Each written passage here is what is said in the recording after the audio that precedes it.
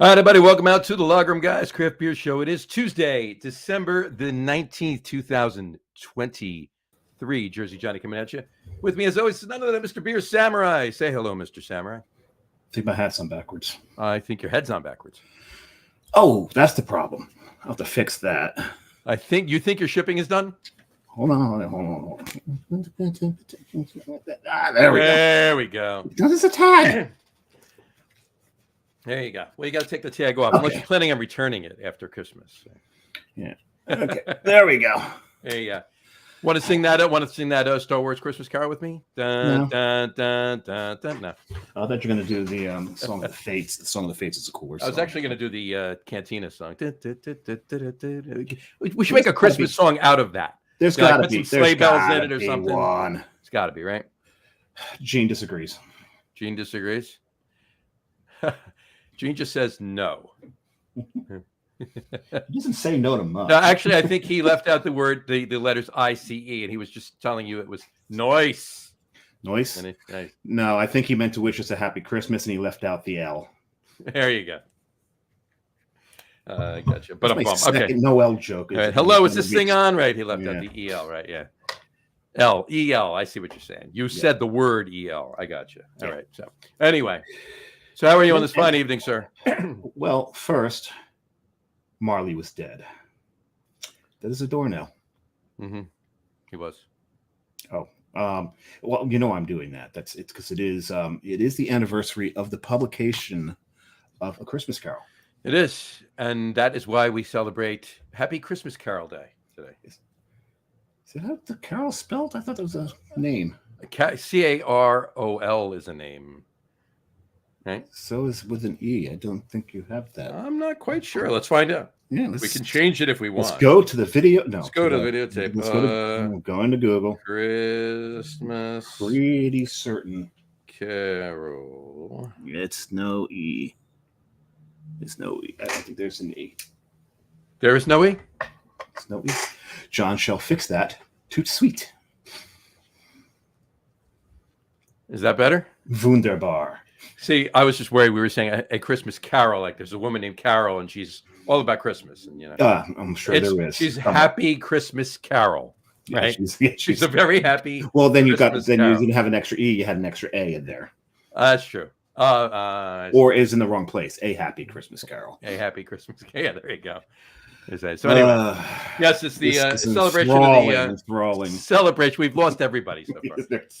Celebration of the publishing of A Christmas Carol by Mr. Charles Dickens. Charles Dickens. Very good. Very good. Got another comment here, and it's from Gene. No EL. There you go. There he's got There it. you go. Well, someone found it funny. There you go. It is also National Hard Candy Day. So yes, Happy National Hard Candy Day. Does a candy cane count as hard candy? Yes, absolutely. Okay. And what about the remember grandparents had the ribbon candies? Oh things? Yeah. My grandmother had those, and I know somebody who can actually attest to that. Mm-hmm. So we'll have to talk to him about that. We'll have to talk to him about that in briefly in a little bit. And just to round it out, it is Happy Look for an Evergreen. If your tree's not up yet, what are you waiting for? Exactly. How many days you've got? What, less than a week? That tree's been up since the end of November. No, you got more than. You got less than a week. Got 6 days. You got 6 days to get your tree up. Actually, 5 if you want it up. 5 if you want it up by. Yes, if you want Santa to put gifts under. Less than 5. Well, 5 if you want it up by Christmas Eve evening, right? Yeah. But anyway, Happy Look for an Evergreen Day. So if you haven't gotten one, go out and get one. Go look for an evergreen. Stupid day to put that on. I know exactly. Anyway, 19th of the year. The 19th. You should put it on the 9th. 19th of the December. 19th of the year. Yeah. Should 9th is probably closer. I'd say. Fair enough. Around there. Anyway, all right. I have a couple of my typical dad jokes, but I want to tell them with everybody on the show. So, and I wouldn't mind cracking a beer because it's about that time. So, why don't we bring our guests? Need a beer on the show. Ready. There you go. First, please welcome to the show a man who needs no introduction, of course, on this show. We'll introduce him anyway. We'll introduce him anyway. Mr. John Staradumsky, brew guru himself. Welcome to the show, John. Thanks for having me, guys. Hey, John, welcome back. Always Always a great show when you're on, especially when we're having holiday beers and Christmas ales. Yes. No, that is always it. One of his biggest loves is seasonal beers, regardless of the season. July and December. Exactly. Yes. Love them. I seem to remember a Christmas in July show we did. Yeah, there's that, but it's not just that. It's also before Halloween comes. He's all about the pumpkins, and we did a pumpkin show. We do that. So it doesn't matter the season. John's got a beer for it. Yeah. Really quick, too, you guys were talking about Star Wars Christmas songs. You do know there's Christmas in the Stars, an entire album of Star Wars Christmas songs, right? I was not aware of that. Yeah, it is. It And, is. and apparently you've definitely have one up on Samurai that he's not aware of that. So yeah, it is very hard to find, but you can get the CD, and it also features a very young John Bon Jovi on very young John Bon Jovi. Maybe that's why I ignored it. On vocals, but not a big Bon Jovi fan. Hey, well, you know what? Not a big Bon Jovi fan, but he's from Jersey. So. He's from Jersey. If I never told you, you'd never know he was on the album. Would have never known. It was Just pretend I never said that. There you go. Fair enough. And we also our typical Christmas week guest. We'll bust the chops in a second, but let's bring him on too. Please welcome to the show, Mr. Samurai's brother, Bryan Cichon. Bryan, how are you? I am good. Happy holidays. How are you? Happy holidays, hey. Bryan. Thanks for coming on the show. We had supposed to be on last year. We had unforeseen circumstances. You were on 3 years ago. You were on 2 years ago. You had unforeseen circumstances last year, and here you are this year. So thank you for joining us. So glad to keep. Now, was I right? Didn't Gammy always have that ribbon candy? Yes, I saw holiday treats, and I was thinking about that already. Yeah, those ribbon candies. So we'll see. We'll see if it shows up on anybody's list, or if everybody's just too PTSD from the dentist visit afterwards, or somebody's beer, because people do that too. Apparently, there you go. Exactly. All right. Cool. All right. Well, foreshadowing our tonight's top three, but if you read the post for the show, you already knew this. Doing anyway, so you already knew it anyway. So, all right. Before we get cracking, let's open some beers. That is cracking. John, what are you drinking first? Well, I've got a Alta Liebe Dunkelweiss, which is not necessarily, it's not per se, and I've got it in the Alta Liebe glass. Very nice. Serious proper glassware. Yeah. Proper glassware. Yeah. Not a Christmas beer per se, or holiday beer, but I did get it in the Kalea beer advent calendar from Costco that they sell every year. So it's one of 24 German beers that you get one each day. Very nice. Very nice. Cheers. You were telling me about that before. That's awesome. You made me want to go out and get, pick up the advent calendar and maybe catch up really quick. That would be fun. Hold on. Give me a minute. Let me drink 19 beers. Hang on a second. Ketchup advent calendar. The ketchup advent calendar. Right? Ketchup advent calendar. Oh, advent of calendar of different ketchups would suck. Yeah, exactly. After about the third, I'd be good. I'm good. Yeah, once I got the Heinz, I'd be like, why bother? There are 57 different Heinz, right? Yeah. No, 57 different flavors, not different Heinz. Took them 57 times to get it right. Varieties, yeah. Right, exactly. I've actually been to the Heinz Museum in Pittsburgh. It's actually pretty cool. I got to tell you, it's actually pretty cool. You ever go to Pittsburgh? You ever find yourself in Pittsburgh with an hour and a half, 2 hours to kill? Go. It's pretty cool. The anticipation is killing me. I can imagine. There you go. Bryan, what are you drinking for your first beer? Went to look for winter beers, and years ago, and Dave and Beer Samurai knows this. My brother knows this. Used to do beer tastings, and back in the day, there wasn't the plethora that we have today. So I went classic. Got an Anderson Valley Winter Solstice because that's nice. From the beginning. You use one of my favorite words, plethora. It means a lot. You started before I did. I got the dad joke out before you did.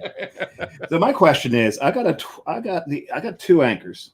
I'm going to drink them both. It's just, do I do the older one first or the newer one first? I think you do the. That's. You could do the newer one first. Yeah, I think I'm going to do the newer. It's tough with that one because it's different every year, right? So so it's like if you were doing just a beer that's pretty much the same every year, I would always go with the newer one first. Yes. gives you a better idea how the older ones holding out. But with a beer like our special ale, that's really tough because they change it up every year. So you can't really compare them apples to apples. No. And sometimes, the reason I hesitated is because sometimes the younger ones, whatever evergreen flavor they put in there tends to be a little harsh at the beginning. So I don't want it to wash out the older one if that has settled down some more. But Makes sense. I'm going to do the newer one first. All right, so you're doing, there you go. John, what are you drinking? I am drinking, I'm drinking this. I haven't poured it yet. I'll pour it in a second.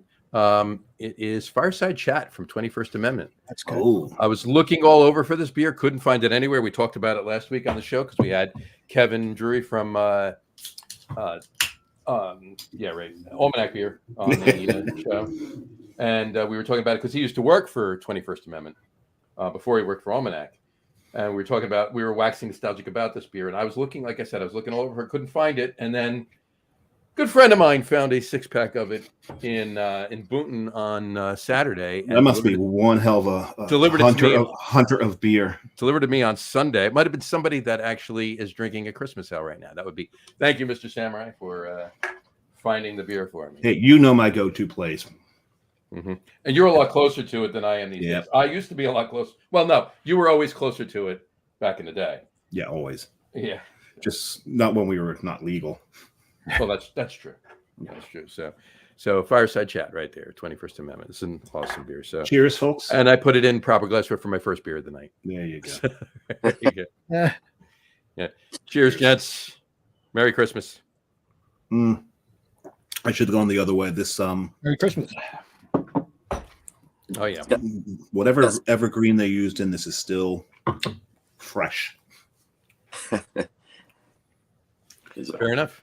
Yeah, I think I drank one in July, and I found that same was true. It was as fresh. All the flavors were as robust as they had been the previous December. Yeah, I should have. I should have went my first instinct and did the older first, but there you go. Oh, I'm sorry. No, Gene, that was a consensus. It was a consensus. Gene, we were waxing stuff. Oh, yes, we were waxing nostalgic. We were waxing nostalgic. Gene. Who's nostalgic? I don't know, but he needed waxing. Anyway. All right. Listen, I got a couple of things for you, really quick. Get them out of the way. By that I mean dad jokes. Oh, there we go. What nationality is Santa Claus? What nationality is Santa Claus? I'll take a sip while you ponder that. Yeah, you let's ponder. I don't know if I can pull up the wah. He's time. Russian. That's a good one. I like that. That's not a bad one. It's not bad. Hit us with it. He's North Polish. So my brother and I are South Polish. There you go. But we are. We're like near the border of Ukraine and down that way. Down there? Is that where in Poland are you from? Around here somewhere. Well, the whole thing is those borderlines have changed how many times during history? So we get, if we went to like 4 different DNA services, we'd get probably 4 different answers. But let's just say we're Slavic. There you go. They always said Russian too, but it's actually Belarus. So which we don't really want to be associated with right now. But fair enough. They also, and at one point I heard Czech Republic, but it's actually where that area is, that's Slovakia there. So I think it was like Czechoslovakia, and they said, no, just Czech. No, it's actually Slovakia is right in that corner. There you go. This explains your Pilsner binge for the last year. Year. Yeah, and I'll be in the Czech Republic in April. In April. So you want to see a Pilsner binge. Yeah. Oh boy. Speaking of binging, while he's on his Pilsner binge, You've got a second joke for us, do you? No. While you're in, you said you had 2. I do have 3 actually. But while you're in the Czech Republic binging on Pilsners, I'll be in Las Vegas. I said, speaking about binging, but binging on everything else. There you go. Anyway, all right. How much did Santa pay for his sleigh? $2. That's a good one too. $8, yeah. Would be $8, right? Yeah, $8. $8 Or $9 $9 if you $9 something. $9. Rudolph, yeah. That's a good one. I like that. Nothing. It was on the house. That's it. Up on the housetop. Click. There you go, Paul. And one more. What goes O? Oh. Not my first thought. Is probably not the correct answer. No, not Mrs. Claus.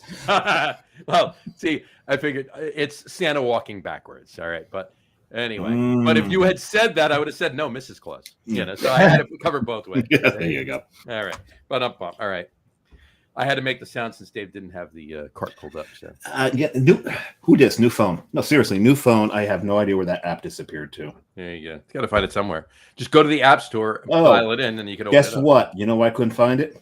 Because it's right in front of your face. It's the very first app on the app list.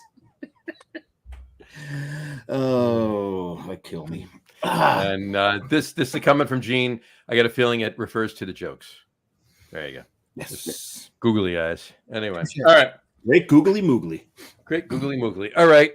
As you can see, I'm decked out in holiday attire. I just couldn't be. I'd be remiss if I didn't mention, because anybody listening to the audio podcast isn't going to see it. My sweaty balls. Sweaty balls. My sweaty balls. I'm showing everybody. Anybody listening to the audio podcast right now, I'm showing everybody my sweaty balls. Right now. Actually, as It's funny as that routine was, the Betty White one Oh yeah, it was with Dusty Muffin. Dusty Muffin. Or Dusty Muffin, yeah. Yep. Oh, it squirted when I ate it. It happens. Right. That means you're doing it right. No one wants a yeasty muffin. No one wants. Yeah, exactly. God, Sweaty Balls. Well, Sweaty Balls was the first one, right? Sweaty Balls was the first. That's the classic. The Betty White one though was that was better, I think. It was very good. And then there was the one. It was a home improvement show, and they were talking about caulk. Yes. And the one guy said it's Chris Parnell. He says, I love black caulk. Yes. Yeah. Now this whole thing is, if you ever listen to NPR, the two of them do sound exactly like NPR hosts. Oh, sure. It's exactly. It's just that tone of your voice. You got to nail that tone of voice. Anybody can do it. You just got to be able to do it. So anyway, and then there was. I actually just saw this the other day. It popped up in a reel on Facebook. Yeah. Really? Cork soakers when Janet Jackson was on. I remember cork soakers. Yeah. Cork soakers aren't made.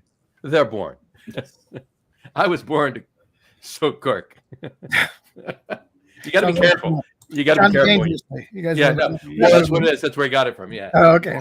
Cork soakers. Yeah. Fargan ice holes. Fargan. This is Fargan War. There you go. And and then what you call it? And Joe Piscopo was in that. Yeah. Mm-hmm. And that's actually, you can't get away with that joke now. No, you can't. No, that's just not right. No, you can't.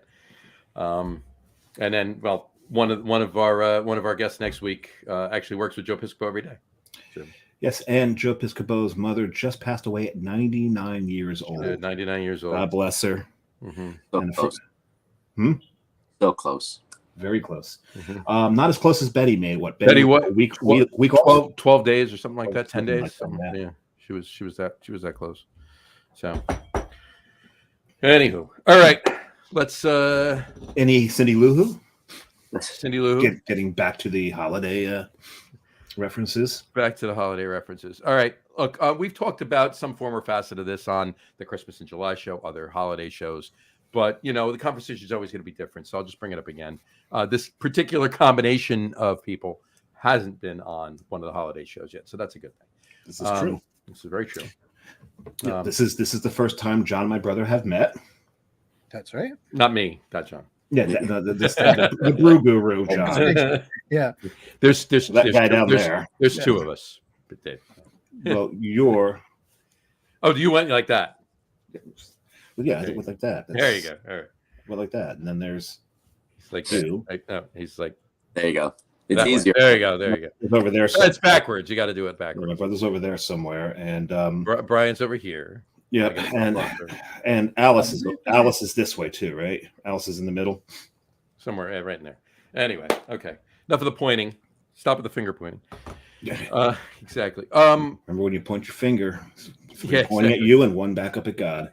John, talk about tell us what the first Christmas holiday craft beer, not that necessarily you had, but one that you actually enjoyed, like you looked for every year, one that became a tradition to you way back in the day. Like, when was the first one? Oh well, there's a couple probably in the. Well, I didn't have Anchor Special Ale. I think the first time I had it was like 91. Fair enough. And it was the year before. It was it was January of like 91, and I stumbled on actually in Waltham, Massachusetts. But before that, there was a Würzburger brewery from Germany does a Weihnachts beer, which is a Doppelbock. Mm-hmm. And I used to grab cases of that up in a liquor store up in Norwood, Mass. And I would get that every year. But after that, it was probably Catamount Christmas Ale, which is not around any longer. Right. In the 90s, I would not miss that beer. That was a good beer. I'm surprised. I'm surprised. I really thought that Harpoon Winter Warmer would be. Yeah, that's another one. I mean, that one was readily available though. That one. Well, considering where you were. Yeah. Right. Yeah. Well, Catamount too. Catamount was from Vermont, Yeah. so that was usually easy to find. The Würzburger was not, and I had to hunt for that one.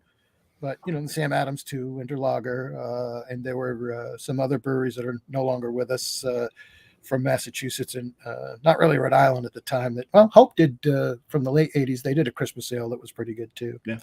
So all of those beers were a staple in my beer refrigerator. Nice. Nice. Yeah, they were the Catamount. You're right. That was an amazing beer. Wish that was still around. Yeah, me too. It was, not all that different from Celebration, but also different from Celebration. Right. It was a really hoppy IPA, just like Celebration is, but had its own charm. Held up well over time. Yep. So Amazing. And I like Celebration Yeah, like Celebration. ish. How many cases have you gone through so far this year? Just Two two? and a half. So Yeah. 2.5. I may have to go. I'm not going to get another case. I'll probably wind up having to get another 6-pack or another 12-pack or something like that. But I'll Pour through pretty quickly this. Yeah, 2.5. Well, I did. It's not all me. I probably personally had just under 2 cases, probably a case and 3 6-packs. People coming over, having my both of my sons-in-law to be. I said it properly. Sons-in-law to be. Proper grammar, nice. Enjoy a good craft beer. Thank you. I'll take credit for Corey. I can't totally take credit for Brian. He kind of liked beer before he knew me. So, but in any event, yeah. So sharing it, and just had to have a couple. You didn't hear that last part, Brian. Dave. What did you say? I said just had to have a couple. Really? Really? Funny. All right. Brian, yourself? The first winter beer I remember having is Samuel Smith's. You're welcome. They were going to New York, and it was more readily available back in that day because that was a long time ago. But 10 years in Boston, winter, the Harpoon was a staple. So first one that really resonated as a Christmas beer for me was Sam Smith's, and then Harpoon just kind of became a regular piece in my refrigerator during Boston winters. Gotcha. No, even before Boston winters, what was the liquor store in Bricktown where you'd find your seasonals? I don't remember what that was. Remember that one? Yeah. Yeah, that was a good one. That was by the Rustler. Yeah. Oh, yeah. jeez. It was right by the Rustler. All right, for anybody under 40, explain what you just said. I'll let my brother do it. He was starting to talk about it, and we found this out with almost anybody who's like on a cell phone like that. If they start to talk and anybody else on the show starts to talk, their audio cuts off entirely. Have you noticed that? Yeah, I have noticed that. So I'll let my brother explain Rustler. Go ahead. It was a steakhouse, but it was kind of like cafeteria style. You grabbed the tray, you went down the line, you ordered what steak you want, but the baked potatoes were the best. They had a big roasting machine in the back, and they wrapped them in foil, and they just stayed in there. The skin would get so crispy. So it took me years to perfect how to make those at home, but my baked potatoes are Rustler style now. But it was a great steakhouse, I mean, long before Longhorn, and way better than Outback. I mean, was it local to Jersey? It was local to a lot of places, but there was plenty of them in Jersey. There was a bunch in Jersey. Yeah. So steakhouse. It was, for anybody needs a comparison, it wasn't comparable to, well, quality was comparable to Longhorn or Outback or anything like that. Ponderosa was closer. Ponderosa was closer, but the style of what you had to do there, it's more like a Golden Corral. No, that's not fair. No, the cafeteria kind of a thing is what I meant. Except it wasn't a buffet. What? It really wasn't a buffet. It wasn't. It was more. It was a tray. hybrid. It was a hybrid. Yeah. IKEA, right? Yeah. There you go. My favorite part of it was the salad bar. Oh yeah. Yeah. And my brother can attest to this. My salad was a lot more dressing, croutons, bacon bits, and cheese than it was any vegetables. You said a bowl of dressing, croutons, bacon bits, and cheese. No, there was a little bit of lettuce. You stuck one piece of lettuce and one carrot, and then you got back and about 3 slices of cucumber. There you go. Fair enough. And a gallon of Russian dressing. Yeah, gallon's probably fair estimate. That's probably a fair estimate. I mean, you could not see the vegetables because it was covered under that like flaccid pink dressing. Love it. But you couldn't see the flaccid pink dressing because of all the croutons, bacon bits, and Parmesan cheese on top of it. Exactly.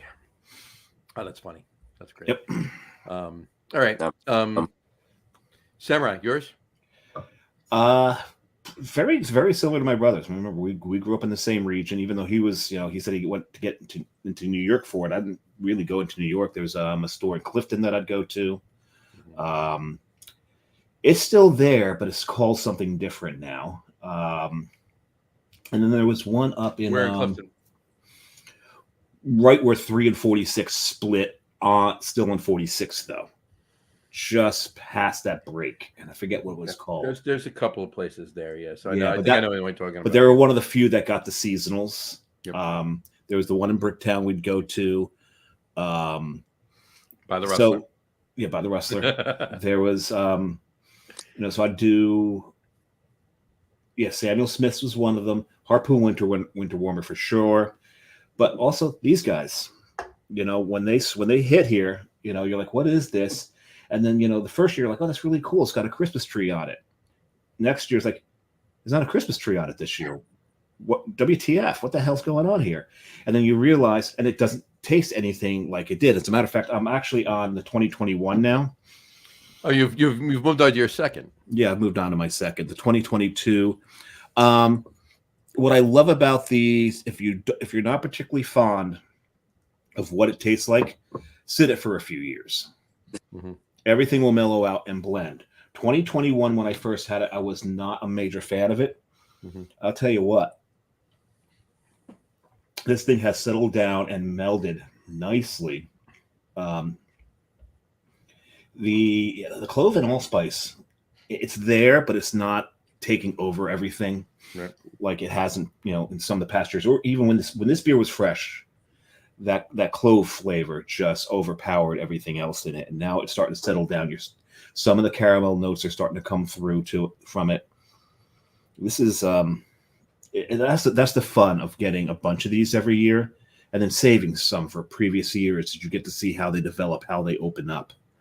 And I know a bunch of us are sitting on verticals of these, some older ones. So one of the 21s and one of the 22s will be put aside to eventually hit that vertical, which is all the way back from 94. And here it comes. We knew it'd make a showing. This is 7 years old right now. It's 2016. Yeah. So one of these days we got to sit down and do that vertical while we still can do the vertical. Exactly. 2018, 2019, they did the non-spiced version. They did the non-spiced version in 2018 and 2019. Winter Warmer, and I was very disappointed. And then I thought better of it, and the more I drank out of the 6-pack, the more I enjoyed it. So, well, your mind was like you were expecting one thing because you for so long have been having that, And, yep. Yeah. But still trying to remember what my oldest one is. I'm, I had, we don't have to talk about why, but I had I had stuff going back to, we did a vertical in 2013. John, you know the story. Brian, I'm not sure you do. Anybody that's listening, if you haven't heard the story already, We did a vertical back in 2013 from 18 years, 96 through 2013. We did a vertical because that was the oldest that we had. And 18 years, though, 96 through 2013. The best tasting one out of those 18 that night was 98. 98 tasted the, so a 15-year-old beer tasted the best out of all of them. Now, they were all delicious, mind you. I'm not saying they were all, drain pours by any means. They were all delicious. We can pick up where you left off. What do you got? 2013. There you go. There you go. Right there. Pick right up there. I'm not sure if that's the oldest one in here, but it's the oldest one that I pulled out. Remember, Samurai, your mic picks up everything. So all anybody heard just then was you crinkling a paper. Crinkling paper like this? Mm-hmm. Yeah, just like that. Sorry, folks. He knows not what he does. I know not what I do. Anyway, mine, same, really. Sam Smith's Winter Welcome, which Catamount, Harpoon Winter Warmer, Sam Winter, and Anchor. Those were the go-tos. Well, all within a couple of years became staples for the holidays for me. Had to have them right now. There's so many more now. God. Right? It just goes on and on. I mean, even my 2 trips to get Christmas ales and winter beers, over the last month and change.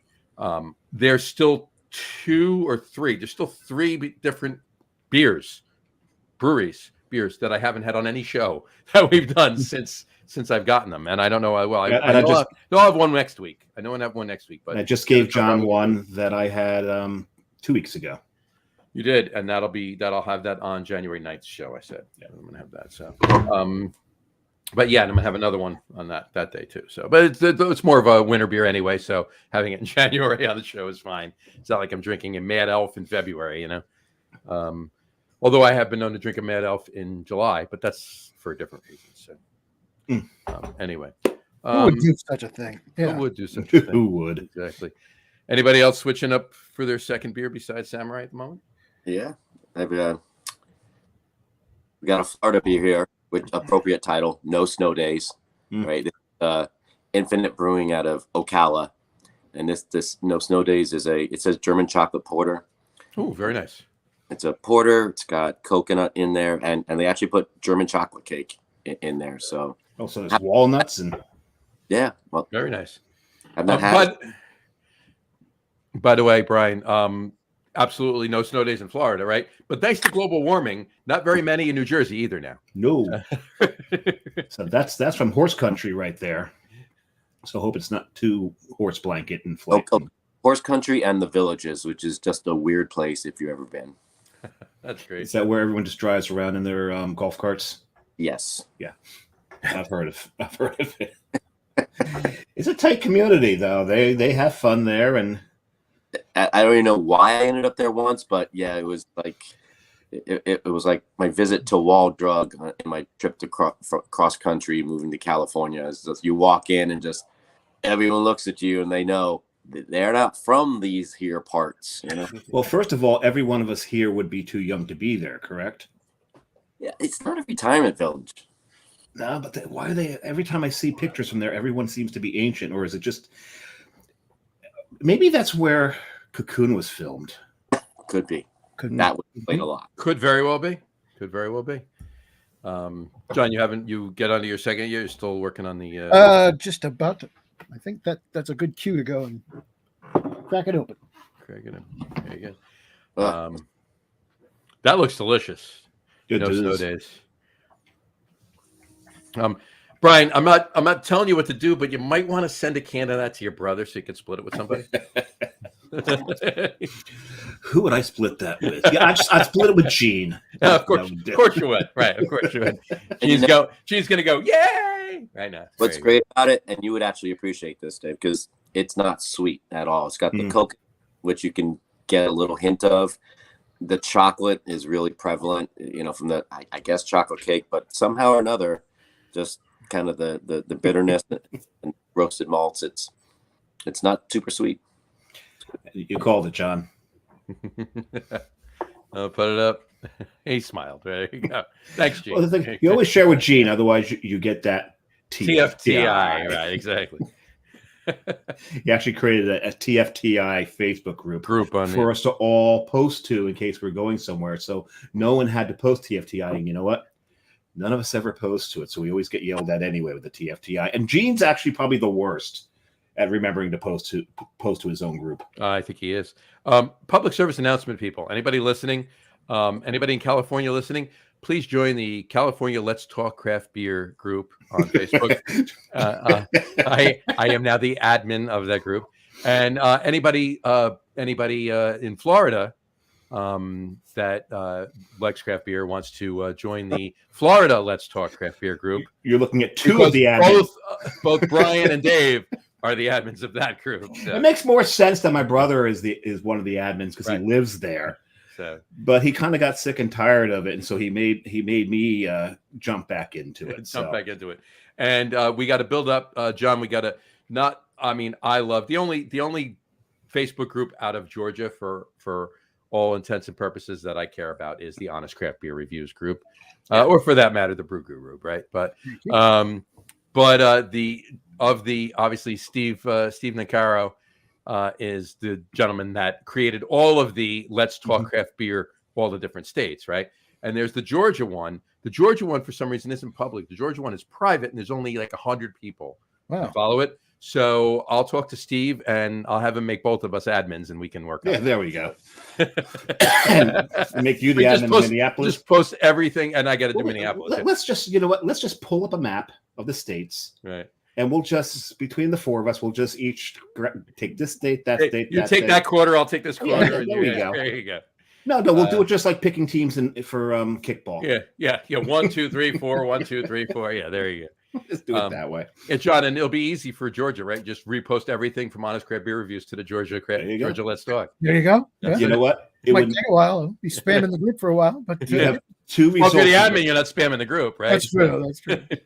There'd be two results of this. One, it makes Steve very happy. Right. Two, we wouldn't go live until about 8:30 p.m. even though we'd say 6:30 because John would be posting the show to every one of these groups. Every single one of them, right? Exactly. Well, it already goes to probably about 30. Probably, close to 30 states. Yeah. But anyway, and a few others, of course, Honest Craft Beer Reviews and Beer Whisperer, Ozarks page, and so forth. Beer Whisperer. Anyway, I know that guy. That guy. He might be watching right now. I'm not sure. This might be the first beer I post, but I just cracked a Jekyll Redneck Christmas Stout. Oh yeah, you told me about that before. You found that today. Yeah, I've been drinking this for about 10 years, and it is a coffee chocolate peppermint. Wow, you are milking the hell out of that beer. Yeah. You haven't even been a den that glass 10 years. Yeah. But I haven't been able to find it this year in cans to save my life. I had it on drafted Taco Mac, and this year's is really, really good. I went to the brewery in Woodstock, and they didn't have it in cans. And I was like, okay, well, I'll have a draft while I'm here. But was out Christmas shopping with the wife today, and she's like, oh, we're here in Canton. And she's like, is that a new liquor store? And she's like, you should stop there. And so we did. And lo and behold, they had a couple 6-packs of it. So there you go. Well, speaking of looking for cans of something, John's heart was broken this year because Avery did not distribute Old Jubilation into New Jersey. Apparently there was something going on with our distributor, and they haven't distributed any of the seasonal or special beers into New Jersey since Der Kaiser. Right. So the Oktoberfest. So there's something going on there. We need to help them figure that out. Yeah, I know a few people that do distribution into the state now. There's like 2 brewery owners that do it, and eventually, I guess they'll come to Loggerheads. But we need one of them to talk to Avery. We need to talk to them. I did, however. Almanac? No. I did, however. Go through my. I was going through my cellar. Yesterday for the show, just to see if there's anything else I wanted to have. I had to get out the St. Bernardus. Is your cellar really in the cellar? It is. Yeah. Oh, okay. So you might be like the only person I know whose cellar is actually in the cellar. And then and I found one can of last year's Old Jubilation. That'll be. So this I'm going. He will not be drinking that on the show. No, I'm going to enjoy this on Christmas. This is good. This is good. This is going to be just for me. No, I didn't see that. Unless Jess says she wants some. No, she doesn't like that beer. I'm good. Great Divide Hibernation. I didn't see that either this year. Great Divide Hibernation. I haven't. Yeah. You know what? You know what though, John? I'm considering they have it in stock at Total Wine and a couple of the Total Wines up and around Boston. Oh. I'm considering taking a ride one Saturday that I'm not doing anything, leaving early in the morning, taking a ride up to Boston, hitting Treehouse either on the way up or the way back, hitting night shift up there, and going to that Total Wine. Like make it a day, right? Yeah, you go to that Total Wine and picking up some Hibernation. Yeah, that would be. I've got both of those beers. I've got some previous years, and those are beers that age well too. So, yes, but yeah, a road trip to Boston. You could pick up some other great stuff too. While exactly. I mean, I could just make it a day. I could leave it. I'll leave at 6 a.m. on Saturday. I won't get back till midnight or whatever. But it's only 4 and change hours for me to get up to Boston. So, yeah. And I could hit things along the way too. Exactly. So, but cool. If I still had my Sunbird, it'd be 2.5. 2.5. There you go. And just so everybody knows, I am drinking a 2021. Let me know what notes you get out of that. See if you get the same thing as I did. E sharp. Very nice. Which is anybody? E sharp. E sharp is D flat. No. Oh, the other. Did I go the other direction? You went the opposite way. I went the wrong direction. E sharp is actually F. Because there is no such thing as. Because there is no E sharp or F flat. F flat is E. E sharp is F. So there you go. So I'm opening my third, John. I'm going to the course and dunk. You're going to the way I figure it. If I don't have proper glassware, you just go as improper as you possibly can. So I'm going to go with my Bolero Snort can glass. Oh my God, that's sacrilege right there. I mean, nothing against Bolero Snort, but to drink a Course and Dunk in a Bolero Snort can glass. Well, I was wondering which direction you were going. Is it sacrilege because there's no lactose in this beer? Well, the glass might be confused. Oh, it just shattered in my hand. So I almost had one tonight. I brought it out for props. Still at the cap, So there we go. But this is a great beer. I love this beer. It is. But I didn't. Really I chose not. Why? I chose not to have this beer on the show tonight. I had one on the Christmas in July show. So did I. And I know. Did I? No, I had it. No, I had it on the Holiday Beer show. You had it on the Holiday Beer show. You had it. You had St. Bernardus on the Christmas in July show. I had Course and Dunk. Tonight we switched. Jeez, I wonder what my fourth beer is going to be. Probably the same as my fourth beer. I think so. There you go. Anyway, race you to it. You'll probably beat me since I'm a quarter of my way through my second. You just poured your third, so you'll beat me there. So, anywho, these are all 12 ounces. Something you guys are drinking like 16. So, no, I've had 2 12 ounces so far. Anyway, Brian's the one that's drinking the 16s. No, that's right. He's drinking the 16s. Actually, John, your first one was the 16. Yeah, the first one. Yeah, my brother's going beast mode tonight. Yes, there you go. Fair enough. All right. Hey, hi, Bo. There he is. There you go. Bo brings the beer. Bo brings the beer. I like that. That's beautifully alliterative. All right. Beautifully alliterative. Bo brings the beer. I like that. Bo brings the beer. I like that. Anyway, one thing, of course, about doing can glasses, probably not. I don't think that was a good idea, but have at it. So, but you know what? Now you got a chance to catch up. All this. This is true. This is true. I can do that. All right. So, actually, what's funny is my next question was going to be besides Anchor, because we're drinking it now, and we all know. Look, we spoke, John. We spoke last week, Brian too. We spoke last week to Kevin from Almanac. And we were talking about, how everybody, even out in San Francisco, feels about Anchor, and like everybody can't stand, what Sapporo did and so forth and so on. Oh, you don't say that. Don't say that word in San Francisco. You can't say Sapporo in San Francisco right now. It's ridiculous. Oh no, I was saying the word "did." They don't like that word. They don't like "did." They don't like the word "did." Yeah, exactly. But in any event, I was going to say, I am what having fun with this. enjoy that. What holiday besides Anchor? What Beer's holiday got an beer? afro. There you go. What holiday beer no longer production do you miss the most? We already said it, Catamount. Yeah. Obviously, it's just Yep. Catamount Christmas. So, let's switch it over to food. Food. Yeah, John. What's your favorite Christmas food? Not dessert or sweets, or we're getting talk to about that. that Obviously, we'll talk about that later. But food or foods to eat, around the holidays. Well, this may seem strange, but a nice juicy orange. Because when I was a kid, it was a tradition, and for my dad when he was younger, and probably for my mom too. But our stockings got filled with oranges and apples and nuts, and maybe a little box of Christmas lifesavers, different things like that. But we always enjoyed those oranges, and I still today. Around the holidays, we'll eat an orange every day and think back to those days. There's lots of other stuff too. We all do the traditional stuff. Christmas does, we're going to talk about sweets later maybe, but a lot of the stuff that you eat at Christmas time is kind of sweet stuff. You save the really good savory stuff for the day itself. But Right. Yeah, I think that's probably to me the ultimate Christmas treat. Fair enough. Nice.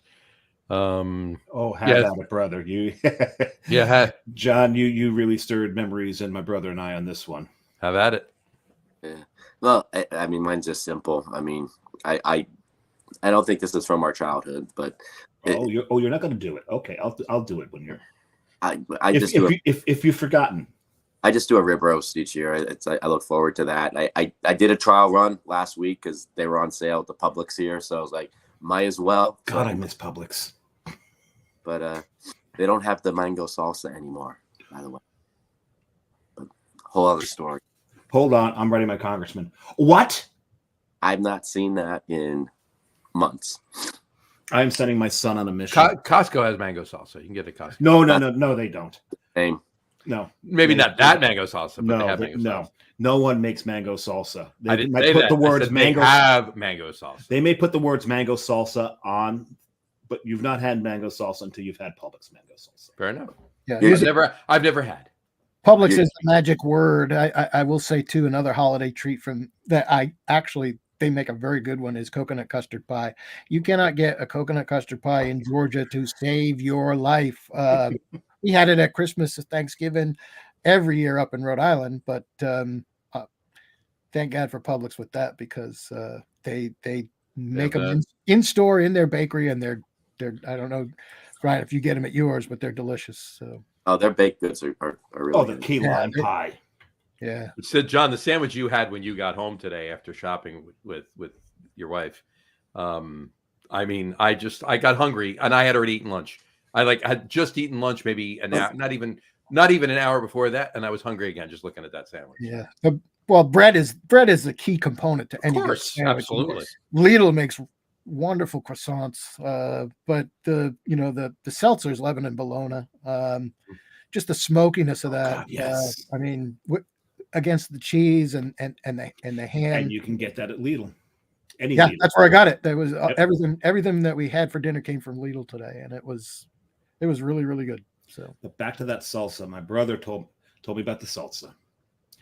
I get the salsa. I get a bag of chips, and I text him. Is it normal to finish the tub in one sitting? Yeah, it goes quicker if you get the scoops. Yeah, you get more on the chip. So yeah, it's more like it's a spoon made out of corn chip. Of course, yeah. Of course. Samurai, what's your food? Well, I'm gonna work off of what John said and refresh my brother's memory here. Our stockings, the toe of the by stocking. the chimney with care. My grandmother did everything with care, actually, and with care, the very toe of it was a walnut, Mm-hmm. and that walnut was kept in place by a tangerine every single year. Yep. So you mentioning oranges takes my brother and I both right back to ignoring that damn tangerine and going right for the lifesavers and the gold and the chocolate gold coins. But because you got them for Christmas. But I will always remember that there was that tangerine, there was that walnut every single year. Yeah, And a Tolkien calendar. and it's funny because when she passed, I had to buy my own Tolkien calendars. And the first year, I didn't think about it, and I ordered it too late. They were gone. There we go. And it broke the streak of how many friggin' years? So it's funny, you're talking about fruit. I won't mention, like, I mean, for me, we all the food like that we eat on, or that we ate, I should say, on Christmas, we had already just eaten on Thanksgiving, right? So we have turkey and latsagne on Thanksgiving. We talked about that on the holiday show. We do, and we basically, growing up, we did the same. We had turkey and lasagna. Lately, I've been doing a variant of that. Instead of making a whole lasagna, I just do baked ziti. Kind of the same. I'm still lobbying for the chicken parm lasagna. I'm still trying to get Carrie to make a chicken parm lasagna. Not a bad idea, but I do. How has no one done that yet? I don't know. I do ham instead of turkey on Christmas. But when you guys were talking about, and of course chestnuts, gotta have chestnuts. I don't care what we're eating, gotta have chestnuts. I can't do chestnuts. That's a long story. I won't get into it because it'll make me cry. Anyway, but in any event, you were talking about you were talking about tangerines. John was talking about oranges. My mother always used to get pomegranates, right? Now you can get pomegranates all year long, but always used to seem to get them around the holidays, right? That's my dad, and he would do pomegranates, dates, figs, all that good stuff. And we don't call them that anymore. But what were they back when we were young? Love apples? Chinese apples? Chinese apples. Yeah. Chinese apples, yeah. Yeah. Chinese apples, yeah. I think that's what it's called in those days, yeah. Yeah, Chinese apples. Yeah, that's what it was. But in any event, yeah, it's always around like November, December, January is always pomegranates. So that whenever I see a pomegranate, I mean, very rarely, I'll have pomegranate, obviously, mostly in juice or anything like that. And once in a while I'll have a pomegranate. But most of the time when I look at that, and I see that pomegranate, I just think Chinese apple, and I think my mother and the holidays. So, well, you're talking about the main dishes that you serve. My brother does. I'm talking about the main dishes. I brought that up because you guys were talking about fruit. Yeah, he brought up the standing rib roast, and what I do on Christmas, on the different holidays, I honor my different ethnic traditions. So for Christmas, it is, again, we've talked about her a lot. I honor my grandmother. I thought you were going to say on Christmas you honor your different personalities. Right? No, there's too many. I couldn't. That'd be the feast of seven whatevers, at least. For the first course, and then. But no, so I do more of a British style. So one of my favorite things for the dinner, yes, I'll do a prime rib, and I'm asking my brother this: what do you do with the drippings with the prime rib? You make Yorkshire pudding. You make Yorkshire pudding. And so my mom would try it. My mom's Yorkshire pudding, there was like a third of it that was edible. There was a third of it that was just so dry that was ridiculous. And a third of it that sat so deep in that oil that it was just... My grandmother knew how to do it in the pan because she actually removed some of the oil before she did it. I found the cheating method to do it. You take a mini muffin pan, you take a teaspoon of the drippings, you heat that up in the oven first, and then a tablespoon of the batter in it, and they come out like little popovers, and they are friggin' crack, these things. You just keep friggin' crack. But David, where was the best popover ever? The best popover ever, there's, you mean the Neiman Marcus one? No. The Neptune Circle? I never had a popover there. What? Gallagher's? No, never did. I was going to say Gallagher's or just on the circle. Yeah. No. Some guy. You had to dodge. I had to dodge traffic the whole time. Right, exactly. No, I never had a popover. So, like, you had a popover in the bowling alley? I was like, because you got to remember, any place. Remember back then, any place we ever went, what did I order? Any place we went. The most expensive thing on the menu? No. Spaghetti. If somebody else is He's actually channeling himself there. My brother had very rich tastes at a very young age. Every place we ever went, spaghetti meatballs, right? I always order spaghetti meatballs, and I like the little spaghetti meatballs with my Parmesan cheese. Well, we're still not sure if he was switched with the Italian baby and hospital. I that wouldn't shock me to find that out. That if you told me that that's what happened, like that was Mrs. Marino. Mrs. Marino gave birth the same day as my mom did. Everyone swore that the children were swapped, but I had my DNA done, and I was kind of disappointed that was not the case. Related. Sorry, man. Yeah. All right. Well, I'll tell you guys that I probably have maybe a little different challenge because having moved down here and married a Georgia gal, Christmas and Thanksgiving became a very different. The menu became very different. Better or worse, or just different. My wife may watch this later, so I am going to say better. But I grew up in New England, and my grandmother and my mother would make. We'd have turkey, we'd have ham, we'd have boiled onions, we'd have turnips and carrots and butternut squash mashed, and all that good stuff. Stuffing, New England style stuffing in the bird. And all that stuff went out the window down here. Even mashed potatoes, which is the one area where I've won the battle. Because they usually did potato salad down here. Good for you. I applaud that as well. But you've got to draw the line somewhere. Yeah, and actually they love my mashed potatoes. I make them every year. And same here. The secret is a stick of butter. Anyway, I did not get that from Paula Dean. That was a New England thing. She stole it from us. Yes. But the other big secret is the ricer for me. Oh no, I don't do that. I use the ricer. Always That's use interesting. A lot of people do. I've seen a lot of people doing that lately. They use a ricer for mashed potatoes. No. And bringing the cream up to room temperature. Yeah. But the down here, it's sweet potato souffle, which instantly will spike your blood sugar to 350. They do the cornbread dressing in lieu of the traditional stuffing that I was used to. Most of the vegetables don't do any of that. Broccoli rice casserole is pretty good. I'll give them that one. But it was very much a bit of culture shock those first few holiday seasons. And even today, we alternate from year to year. There's a couple things I won't touch. Like I still make my turkey gravy with the pan drippings from the bird. She makes like a giblet gravy. And then something called English pea salad, which there's not many things in this world that I don't like, but I stay away. I wouldn't touch that one with a 10-foot pole, Mr. Grinch.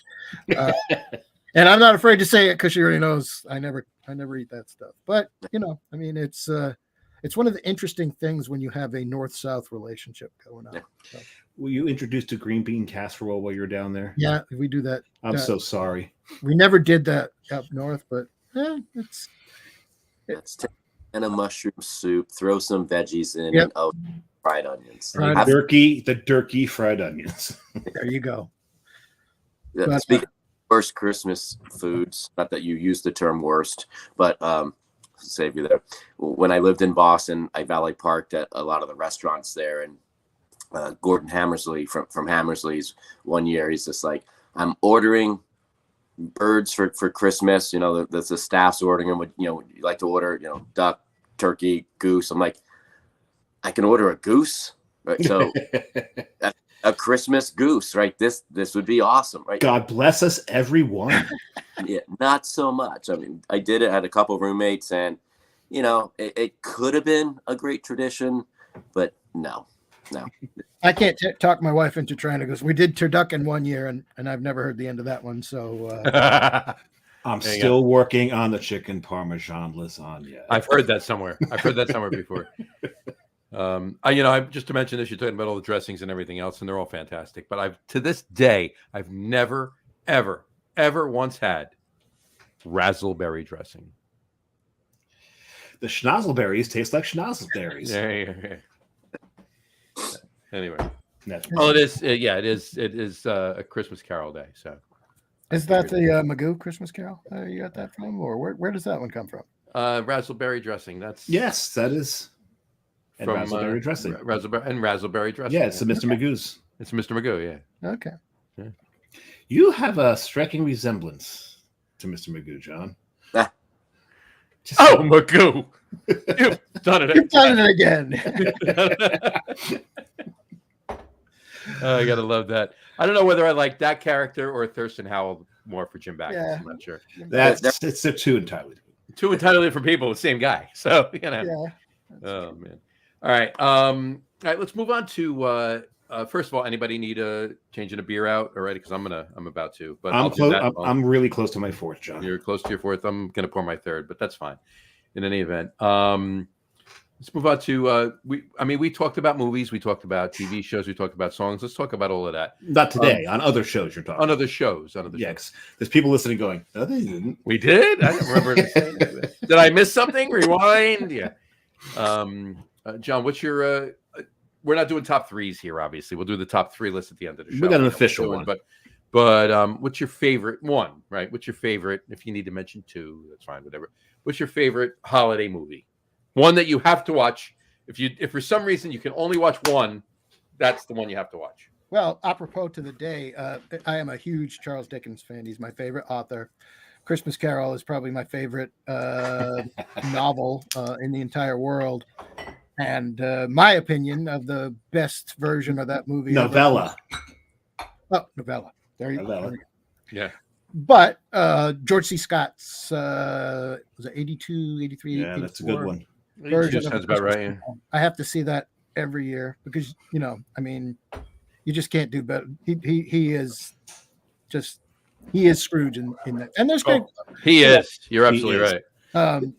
The TNT version with Patrick Stewart was really good too, and of course that one. Sims, but I would play that for my kids all the time. The Patrick Stewart. Yes, I had the DVD of Yeah. him reading it. He didn't strike me visually as Scrooge. That was the only setback on that. That's why I could only listen to it. Well, there's a lot of little scenes in that one though, like the coal miners and the ship at sea and the lighthouse. They're all in the book, but are not in any other versions. And I like those little touches like that. So there was a musical version of it that I liked a lot. There was a song called "Thank You Very Much." Albert Finney. Albert Finney. I love that version of it. Yeah, that's very good. Yeah. That one I enjoyed, and I love why I love that song. Thank you very much. That's the nicest thing that anyone's ever done for me. The first time you hear that song, the nicest thing that anyone ever did for them was die. Yeah, but then that's what they're saying. Scrooge died because he dies, yep. And then but when they say it again, it's because Scrooge is now reformed and is, giving them stuff and all that. And now they're singing his praises. So I just love that little juxtaposition with that one song. Same exact words, entirely different meaning. And I think that was the genius of that one particular version of it. That's a great version. And what I like from version to version 2 is the little variations that they throw in that are not in the book. And that one has the part where he's in his grave and going to hell and and some other stuff, but those can really add to the enjoyment of a different interpretation. Oh, there's so many great interpretations of it because you've got the Muppet version, you've got Scrooged. Scrooge is one of my with Bill Murray. Yeah. Right, John. My top 3 Christmas movies was not Scrooged is right there near the top. Scrooge is on my top 5, not my top 3, but it's my top 5. My top 3. And then there was the Buddy, the Buddy Hackett version of it. Oh no, wait a sec. That was actually in Scrooged. That was the version within the version. Yeah, exactly. With the solid gold dancers, right? Solid gold dancers, yeah. These I can't glue these antlers to these little mice. Did you try staples? It's such a great novella. Yeah. It's not just there are so many different and wonderful interpretations of it really on is. film, but even like audiobooks. Like there's one Tom Baker did from Doctor Who fame. Doctor Who's topic, my favorite Doctor Who. That is a really great reading of that book. There's another one that Tim Curry did, audiobook version. It's just And there's even some sequels that people have written to the book that are really, really great, and that are worth checking out. So, Nice. But so Very many nice. like U.S. sitcoms have done takes on that. yeah. Oh yeah, they're all it's not just a movie at that point. It's just a half-hour sitcom. Squeeze that entire novella into All 5 staves of it. all 5 of them, into a half an hour show. It's pretty cool that they can do that, and how they do it, it's the ones that have done it better, it was done really well. But we can mention all of those. But having a Christmas Carol, and there's so many movies based on that you can say were your favorite, but that's awesome. Brian, yours? Well, before you move on, one of those is actually Family Man. Family Man is actually absolutely a Scrooged. It doesn't go through the 3 ghosts, but it's kind of a mashup between A Christmas Carol and It's a Wonderful Life. Yeah, Which It's a Wonderful Life in itself is a variation on A Christmas Carol, right? It is, correct. He is basically visited to by supernatural powers to show him what is going wrong in his life, but so many other things that are great. With Scrooge, it's a little different because with Scrooge, it's what he's done to other people and needs to change. But right. But Exactly. very similar. Absolutely. Yeah, my wife would go with all the classics, so that would be her list. I don't have favorites. It's just I get sucked into anything, and the kids, we Elf, Home Alone, The Grinch. They always want to watch those every year, so they've just kind of been associated with Christmas with the kids. And thought, lesson learned. Thought I would change it up. I hadn't seen it in years, and I remember like Love Actually is a great movie. It's a Christmas movie. Let's watch something different. And I was reminded that, all right, well, this maybe isn't the best movie to watch with your kids, but halfway through, I hate that you're watching a movie, you're like, oh shit, I forgot about this part. Oh, guys, it's heartwarming. Just ignore. Yeah. Oh, that's great.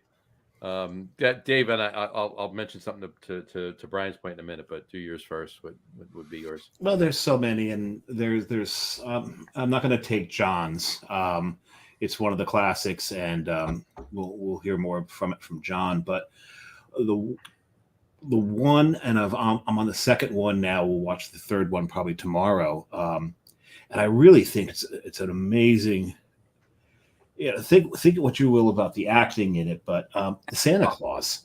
I knew you're going to go there. The Santa Claus is just such a wonderful story. One of the best things about it is one of the personalities in the New Jersey craft beer world is actually one of the stars of the Santa Clauses, and that would be Krumholtz.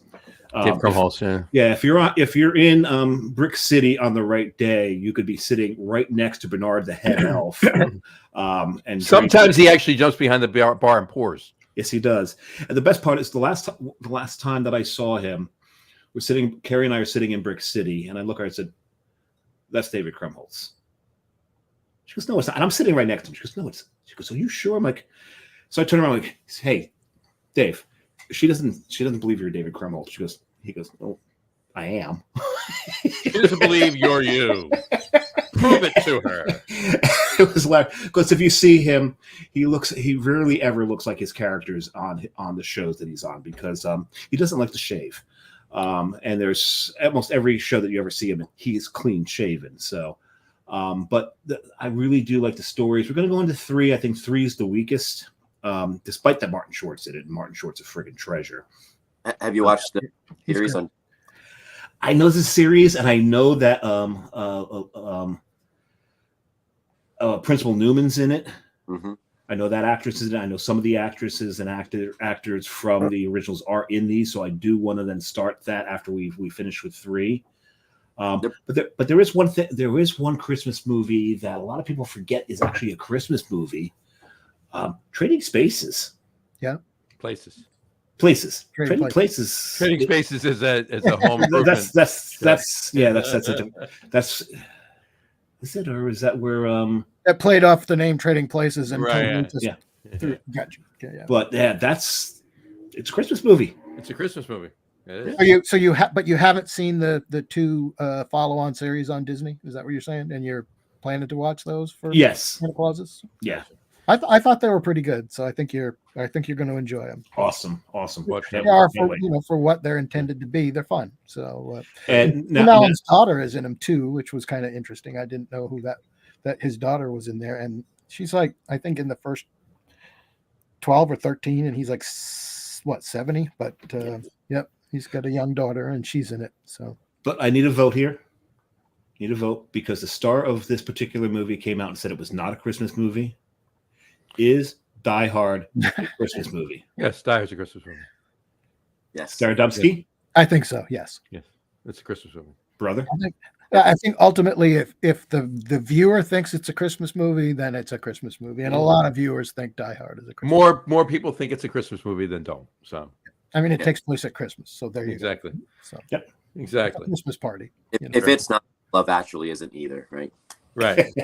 Fair enough. Well, because Alan Rickman is in both. Right. There you go.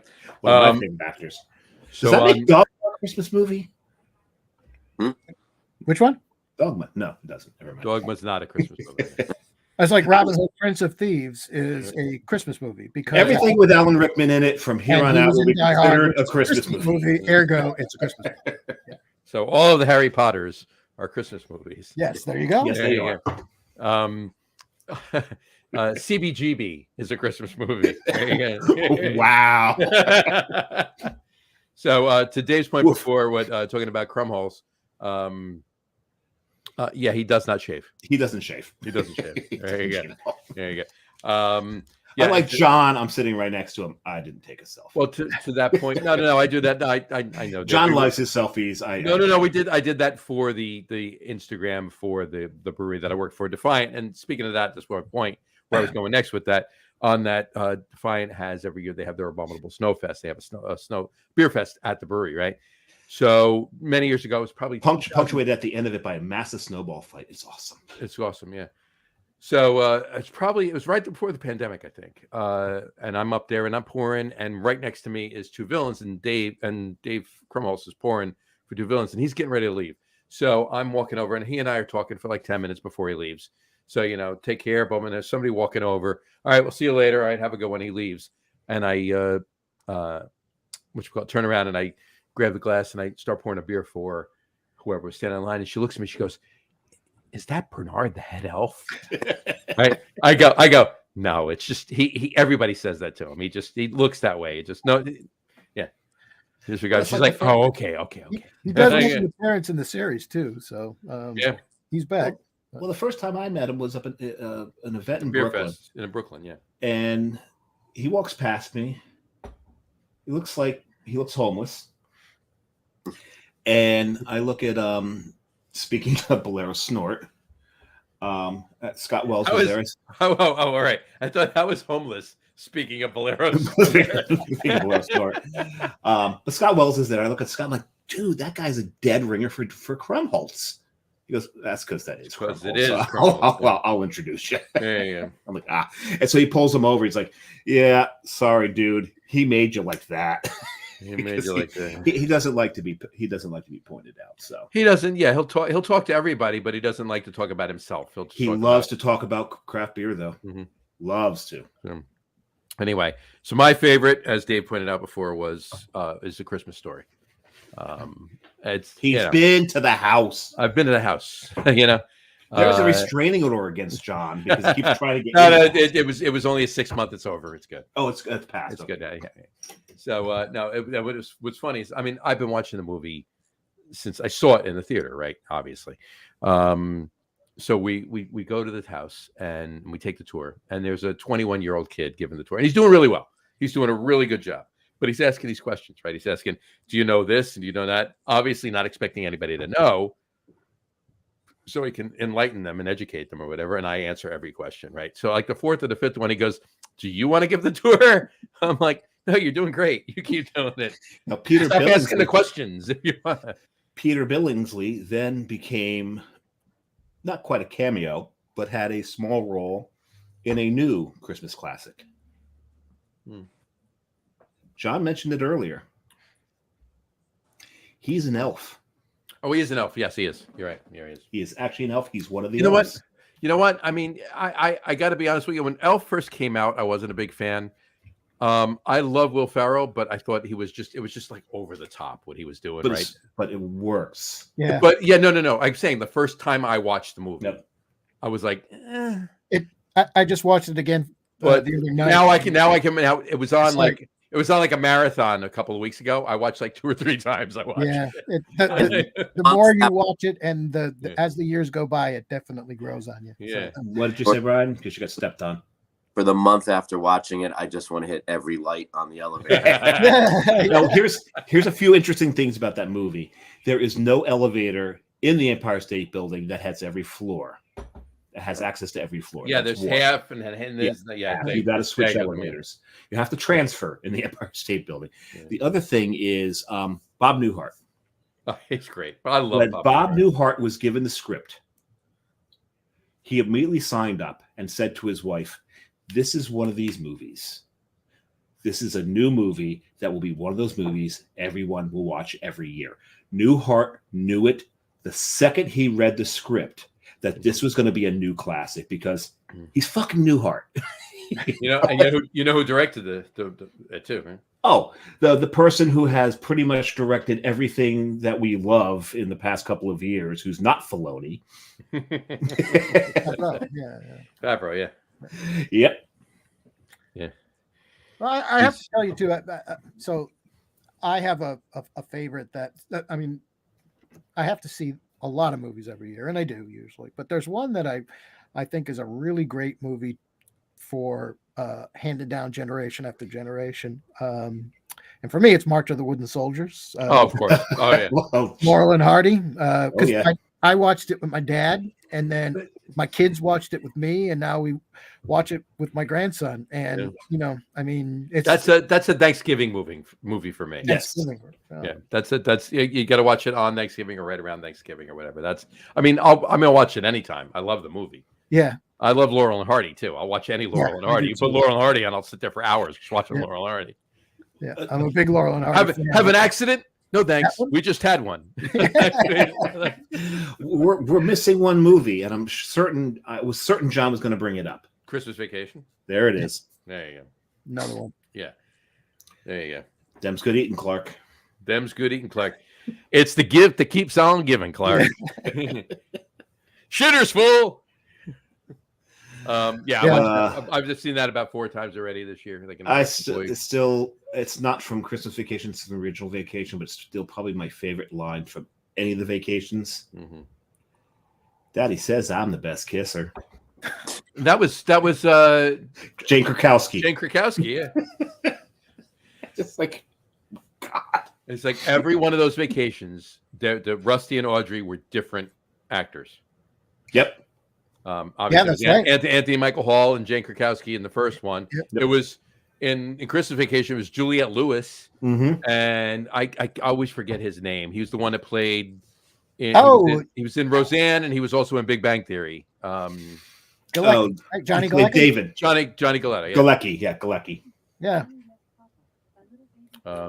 Yeah. So and I think I don't even remember ever seeing anybody that was in European Vacation, either of the two, Rusty or Audrey, ever again. Like it was that was one-offs for them. But Ethan Embry and I forget who the other one was in Vegas Vacation were them. So anyway, and then the other one we mentioned it. My top 5. We just did it on the Get On With It Sports podcast last week. We did our top 5 Christmas movies, and mine were shameless plug for John's sports podcast. Shameless plug, yeah. Was Die Hard, Scrooged, in going 5, 4, 3, 2, 1. Die Hard, Scrooged, Die Hard, Scrooged, Trading Places, Christmas Vacation, and Christmas Story. So that was mine. There you go. Anyway, all right. Let me ask you. TV specials. I mean, there's not many. They're all from when we were kids. There really isn't any more. They still play the same ones when we were kids. Before we get there, can I say one thing about this? Please do. The Christmas specials. Mm-hmm. The word special. Mm-hmm. I'm going to key in on that word.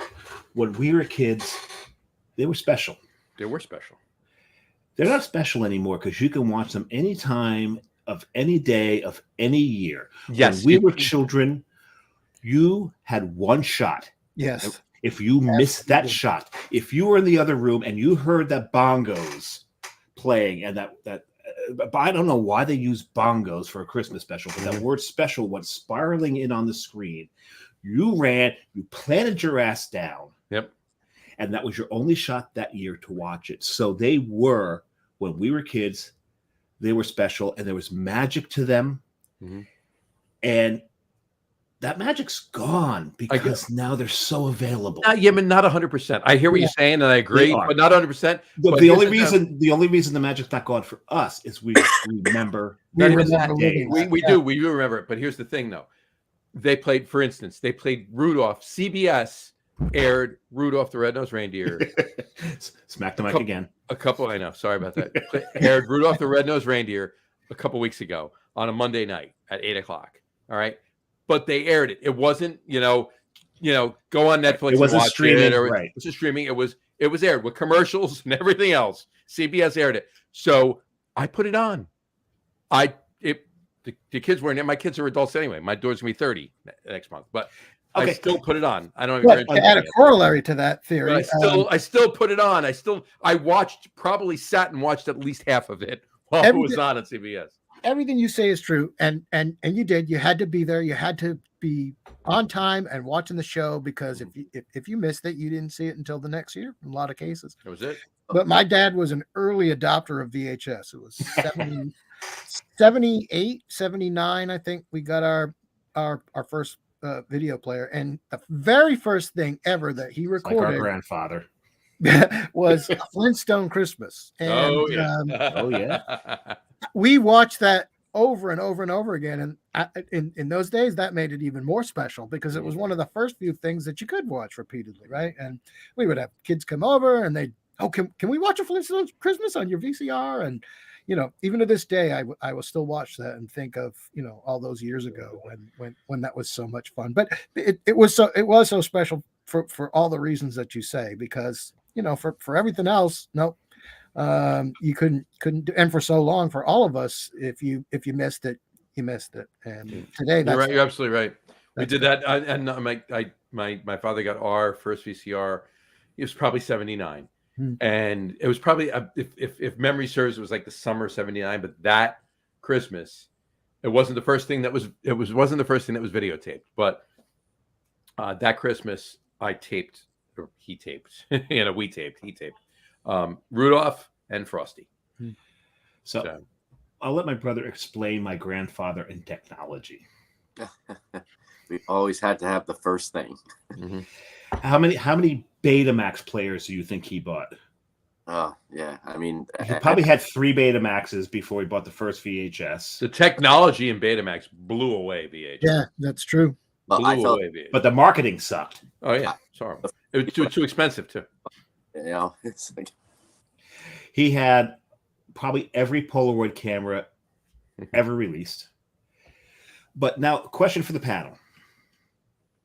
Is that what we are? For now. Now, for all intents and purposes.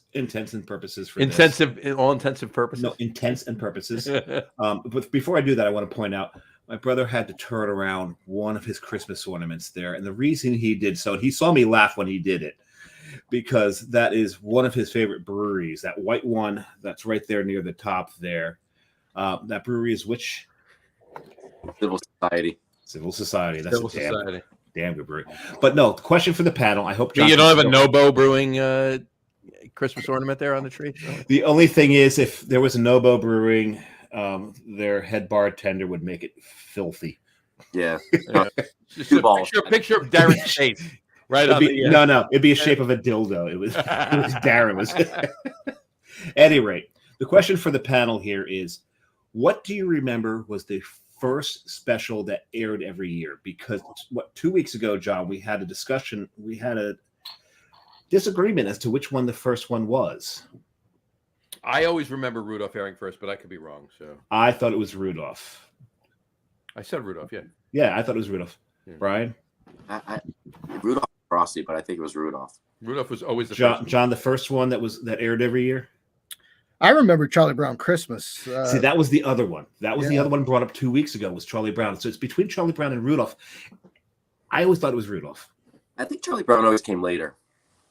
Yeah, it could be. It's just maybe the ones we happen to remember. But Yeah. I mean, hey, look, how long ago was it for all of us?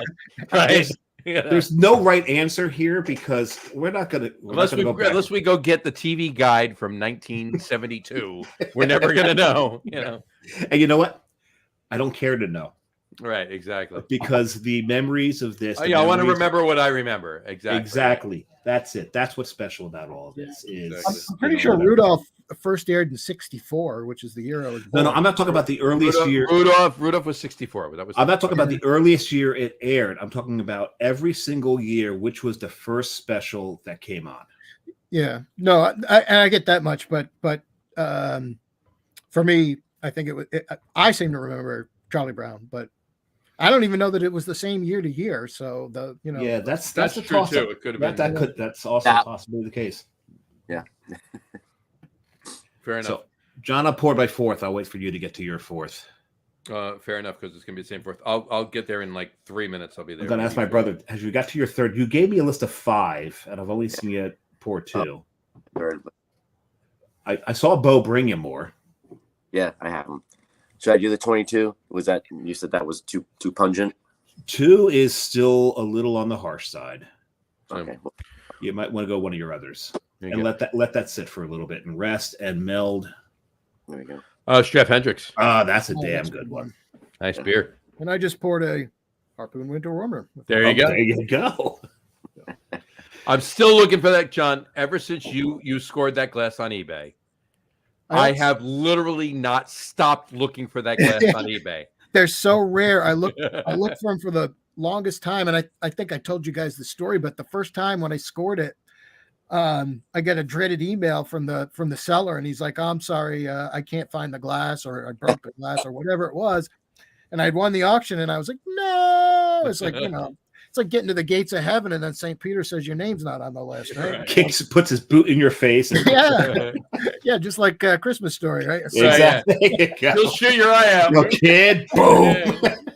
But then I finally found one. So they exist, but I believe they're very rare. You can have the day you found that glass. I have not stopped looking on eBay. You can have eBay email you when it comes up. Yep, you can. You can have a saved search, and they'll send you. Yeah.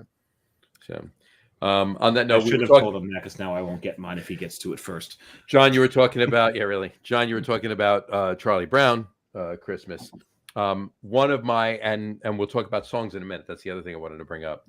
Whatchamacallit, one of my favorite songs, and I'll start it by saying one of my favorite songs is from a Charlie Brown Christmas, and that's Christmas Time Is Here. Yep. Such a great song. I love that song. Not my favorite. It's my second. It's my number 2.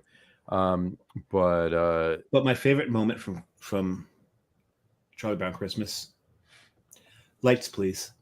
There you go. That and the thing is, John knows, my brother knows, I'm not the most religious person, but Linus giving that speech from Luke, that gets me every damn time. But that's the meaning of Christmas, Charlie Brown. Yeah, exactly. So anyway, Christmas Time Is Here. It was Vince Guaraldi. Yeah. That wrote and performed. But he didn't write it. Lee. Oh God, Lee something. I forget his name. I sense another selfie coming up. It is. Yeah. Yeah. Lee, whatever. But Vince Guaraldi performed it. And also David Benoit is a jazz pianist. Has performed it many times. He's performed all of Charlie Brown's music, and he basically, once Vince Guaraldi passed, he took over and basically has done all of the Charlie Brown piano. He's an amazing jazz musician. Has he toured recently? He has toured, and yeah, I saw him. There he is, just a couple weeks ago. Yes, thank you, Jessica. Had a wonderful conversation with him for about 15 minutes before the picture was taken. So we're gonna another question to the panel. Should Jersey Johnny change his name to Selfie Johnny? I got more jerseys than selfies. I can't do that. Oh, I don't know about that. Maybe you just be restricted to making selfies only in Jersey. Well, no, it depends on what the selfies you're talking about. Selfies with me or selfies with me and one of you guys or whatever. I'm not included. Selfies with notable people. I have more jerseys than those, so Barely. but I do. So in any event, but yeah, no, honestly though, he's an amazing jazz pianist, and he came out. He was touring to do the Charlie Brown Christmas songs, right? But he came out and he played 5 of his hits, and Jess is looking at me, and she has heard some stuff and she listens to stuff, but she's not as into the that type of music as I am or whatever. And she's looking at me, and I'm sitting there, and I'm drinking my Carton O-Dub, Which they serve my at the theater. my $14 Carton O-Dub. All right. And just sitting back and enjoying every second of what he was playing. It was just amazing. So, but anyway, so obviously, and my number one, that's my number 2. My number 1 Christmas song of all time is "Have Yourself a Merry Little Christmas," which was written in 1950 something for Meet Me in St. Louis. Yep. So go around, John. Start. What's your favorite Christmas song? Ooh, very difficult. Because I love Christmas music. I start listening to it around Thanksgiving. I started listening to it in July. So. Well, I do that too. I like a lot of German Christmas music. Oh yeah, There's a surprise. No. German pop. Shocker. But I do like Steel Knocked. Stille Nacht, lots of different ones. A lot of Wolfgang Petri Christmas music, and then other more Hasselhoff singing German, Christmas music. Not Hasselhoff, no. I'm just joking. I do like Boston Arthur Fiedler and the Boston Pops. Oh hell yeah, version of March of the Wooden Soldiers, actually. So that's one of my favorites. But loved Arthur Fiedler. Yeah, but Frank Sinatra too. Love a lot of Sinatra Christmas music too. Jingle Bells, right? It's hard to get better than that. So there's just so much good stuff out there. Brian? Any Christmas songs. Well, I have to. No, I'm not going to say that because there's some out now where. So you're a big Mariah Carey fan, is what you're saying. But we put her back on ice. The music makes Christmas for me, and David, you know this, right? Our grandparents went to every garage sale they could. They bought albums before I was buying albums with my paper route money. So we had a room in our house where one whole wall was shelves just filled with random albums. And as a kid, I would just go in there and explore and find what was in there. And they had the Elvis Presley Christmas album, a gatefold album, which was a collector's. I didn't know it at the time.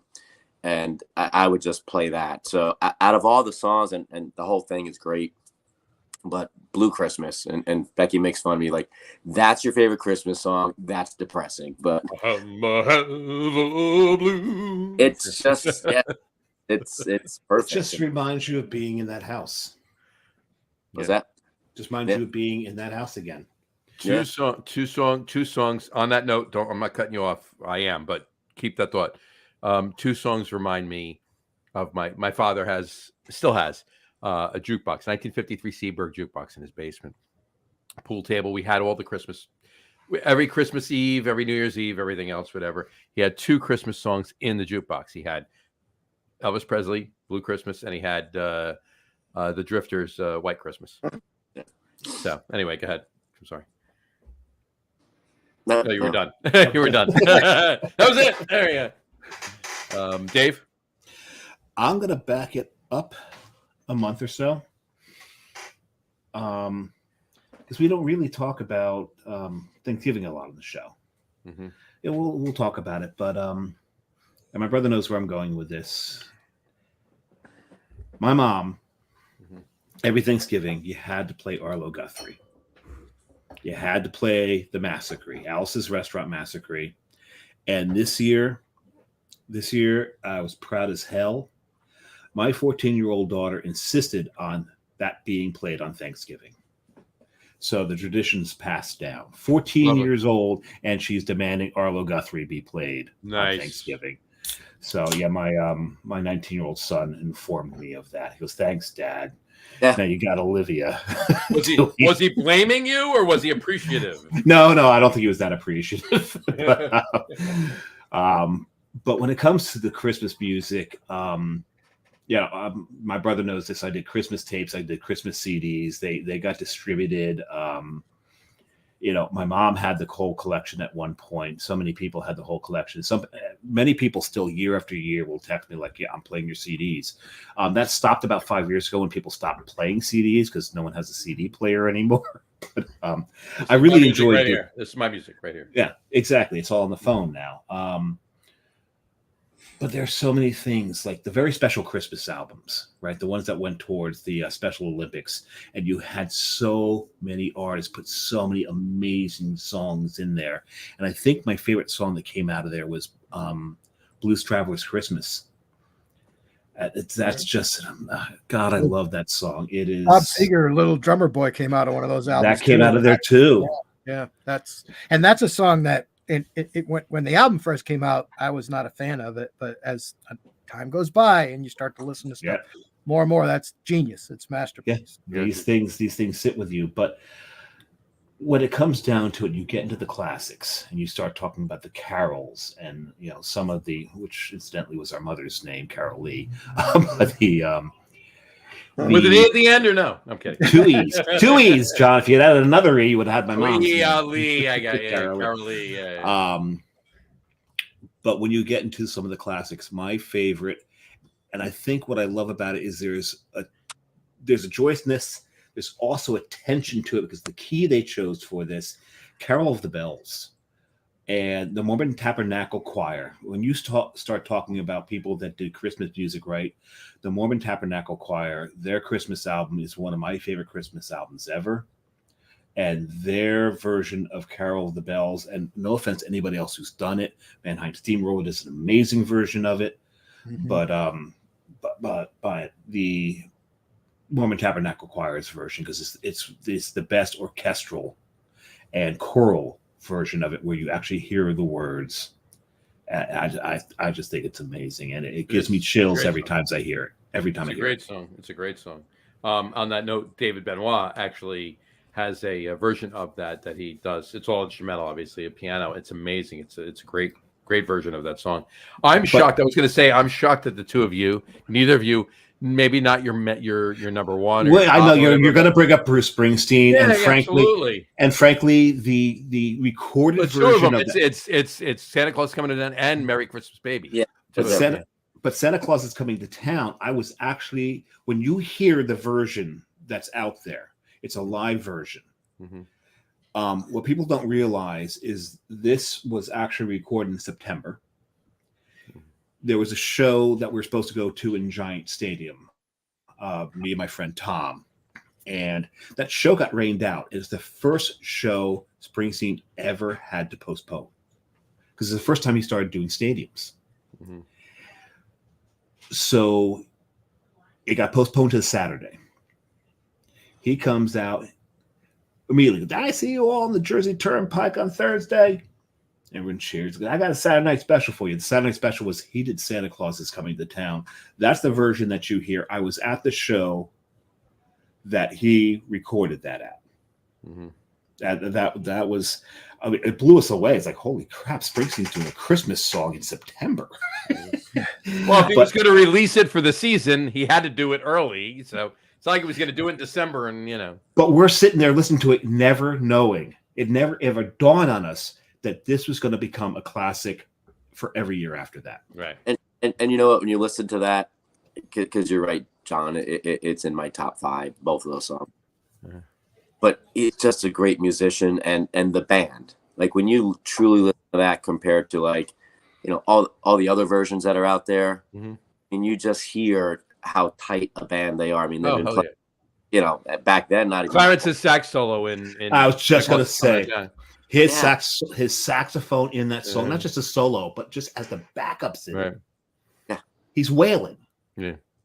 But it's Christmas music. It's just so hard to name your favorites. It's like naming what's your favorite beer, right? We could sit here. We could sit here for 2 hours throwing out song. There's so much great. And then somebody's gonna mention something, and then like, oh yeah, well, okay, maybe it's that one. And really. There's so much great stuff. And then it was actually, ironically, on the Instagram post for the show tonight was the music for that song was on there. Yeah, so I use that on the. If you go to Instagram, you look at the post. Brian, It's- what were you saying? Because again, any of us talk, we can't hear you. I was just gonna say, next is gonna throw out favorite child, right? You're talking about Yeah, which might actually be easier, right? But yeah. What's your favorite breath you take? There you go. What's your favorite move you make? Yeah, exactly. What's your favorite step you take? Yeah. Because I'll be watching you. Just like Santa Claus. Right. That's Just a like stalker. That's a stalker. Song. It's a stalker. It's like one of their biggest hits, and I love the Police. I saw them twice, but it's a stalker song. I'm sorry. The biggest stalker song ever written was probably Nights on Broadway. Mm. Listen to that one. It's a stalker song. So, on that note, Yeah, I think it's Nights on Broadway. There's a BG song. This is it's the Nights on Broadway. Yeah, it is Nights on Broadway. Dave, what's your number 4? Because I poured mine, so I already took a couple sips of it. So See, your camera picks up better because I don't have the right. Well, actually, man, it actually focused. well, I poured it out of a can. Look at that. You've always liked it in the can. And I know you guys know this because I showed you before the show, but proper glassware. Proper glassware. Oh, wait a Oh, minute. you're not pouring it out again. Oh my god. Cheers. I guess. Hey, they're our buddies. We make fun of them incessantly, but we do love these guys. Yeah, absolutely. So, anyway, all right. I think And it's they're time crazy chihuahuas and the crazy chihuahuas. Exactly. I think it's time for top threes. What do you think? because we haven't been doing that all night. Because we've been let's change it up a bit. yeah, change it up a bit. Well, we're actually going to give 3 now instead of 1 or 2, right? So there you go. All right. Now after Exactly. Hold on. I actually have to change this. I did forget to do that before because if I put the post up right now, it's going to say Bay Area athletes. So we don't want to do that. That was last week's That was top last week. threes. There we go. So tonight's top 3 list is top 3 favorite holiday treats or sweets. Top 3 favorite holiday treats / sweets. John, kick us off. Give us yours. So number 3, starting with number 3 would be Pfeffernusse cookies. I love those, and every year I'm eating Pfeffernusse. There we go. Number 2 is Stollen, German Christmas cake. You are so predictable. Well, but the top one is just It's not German. classic fruit cake. It's not German. It's my mom used to make it. Of course, she used to put rum in it, and we thought Little that rum was for the cool. cake, little rum for Little mom. run for the There you kids. go, yeah. There you go. Just like Well, Julia Child. we thought the rum in the cake was getting us up there, but of course the alcohol boils off when you're cooking it. But Okay. and she didn't put that much anyway. But yeah, that's probably my very top. So, Very Speaking top. of Okay, hold fruitcake. on. Speaking of fruitcake, this question was 40 something minutes ago, and I told Doug to wait. Doug Smith commented, "What's the consensus on fruitcake? I am a fruitcake junkie, and it pairs fantastic with imperial stout." So there you go. well, it's my top one. So he's. Yeah. I'll say I don't drink it with beer that often. His I don't second know. his second comment was, "What other beers pair with fruitcake?" There you Yeah, I'm not a big fan of pairing beer with sweets. So for me, go. I don't either. Actually, I Yeah. don't. Yeah. But you know what? I got to agree You with can Doug. certain beers you can. Yep. But I haven't really. and I've done it, Actually, but it's not a big thing. Doug, I challenge you. Your next fruitcake, try this. There's a reason for it. It's the same reason that IPA and carrot cake go so well together. It's because the spicing in them cancel each other out, and you pick out notes from both that you're not going to get by eating them eating or drinking them separately. IPA and carrot cake. I've Trust me on never done that. Okay, so one of the first ever beer pairings, I think it was number 2 at Cloverleaf, Okay. was Cane and Carton. Dessert was carrot What cake. bar? Wait. What bar? Cloverleaf Tavern. What bar? That bar right there. Yeah. And they paired, and I looked at the menu and went, seriously, we're going to do carrot cake and head high. Interesting. And I got to tell you, that was very, very eye-opening as far as taking two things that really you wouldn't think go together. But it did two things. One, there was a cancellation of the spice of the hops from the from Head High, and the spice of the cake canceled each other out. Gotcha. Then the bitterness of the IPA cut into the cream cheese icing on the fruitcake. The carrot cake. Okay. I don't put cream cheese icing on fruitcake. So. But I have never tasted a more carroty carrot cake than I did that night. Carroty carrot cake. Yes. So Doug, the Course and Donk of everything, of all of the Christmas beers I've ever had. I'm not going to get into all the different various years of Anchor, because there's different levels of spicing in all of them. But consistent spicing, Course and Donk's spicing is very consistent. It's dark. It's got caramel. So you take that caramel, you take the spices, you put that against the fruitcake. You're going to taste the damn fruit. You're really going to taste the fruit out of this. I would love to see. Yeah, I think you're right, because that is a very good beer, and the yeastiness of it, and the funkiness of it, and I think all of that would actually go pretty well with the the fruity character of the fruitcake. The candied fruits and the nuts and all that, and I think that would be actually I have some Course and Dunk Christmas ale, and I think I am going to have to try that. So. You got to let me know what happens. Yeah. Let me know if I'm right on this, because I have no fruitcakes. I don't think any fruitcakes allowed in the house, except for me. So he said it. I didn't. I beat you to it. Got it, John. That's awesome, and I do love fruitcake too. But we'll get to mine in a minute. Brian, what are yours? Number 3. Whenever we're on this Christmas show together, my brother, right, we think back to our childhood, right? And so I'm not going to say it was my favorite to eat at any time at all in my life, even as a child, and he knows what I'm going to say too, like ribbon candy. Yeah. It was just prolific when we were. That's a good word. How many bowls of ribbon candy did she put out? Oh my God. It was in the trays, it was everywhere, and you ate it. It wasn't great, but you ate it because ate it. Yeah. But that, from a nostalgia perspective, again, that one has to be number 3. Number 2 is going to be Gingerbread Men have been around forever, but the Pepperidge Farm Gingerbread Men, you can only get them at Christmas, and they have the ones with the sugar coating on it. Love those in a glass of milk. So I look forward to those every Christmas.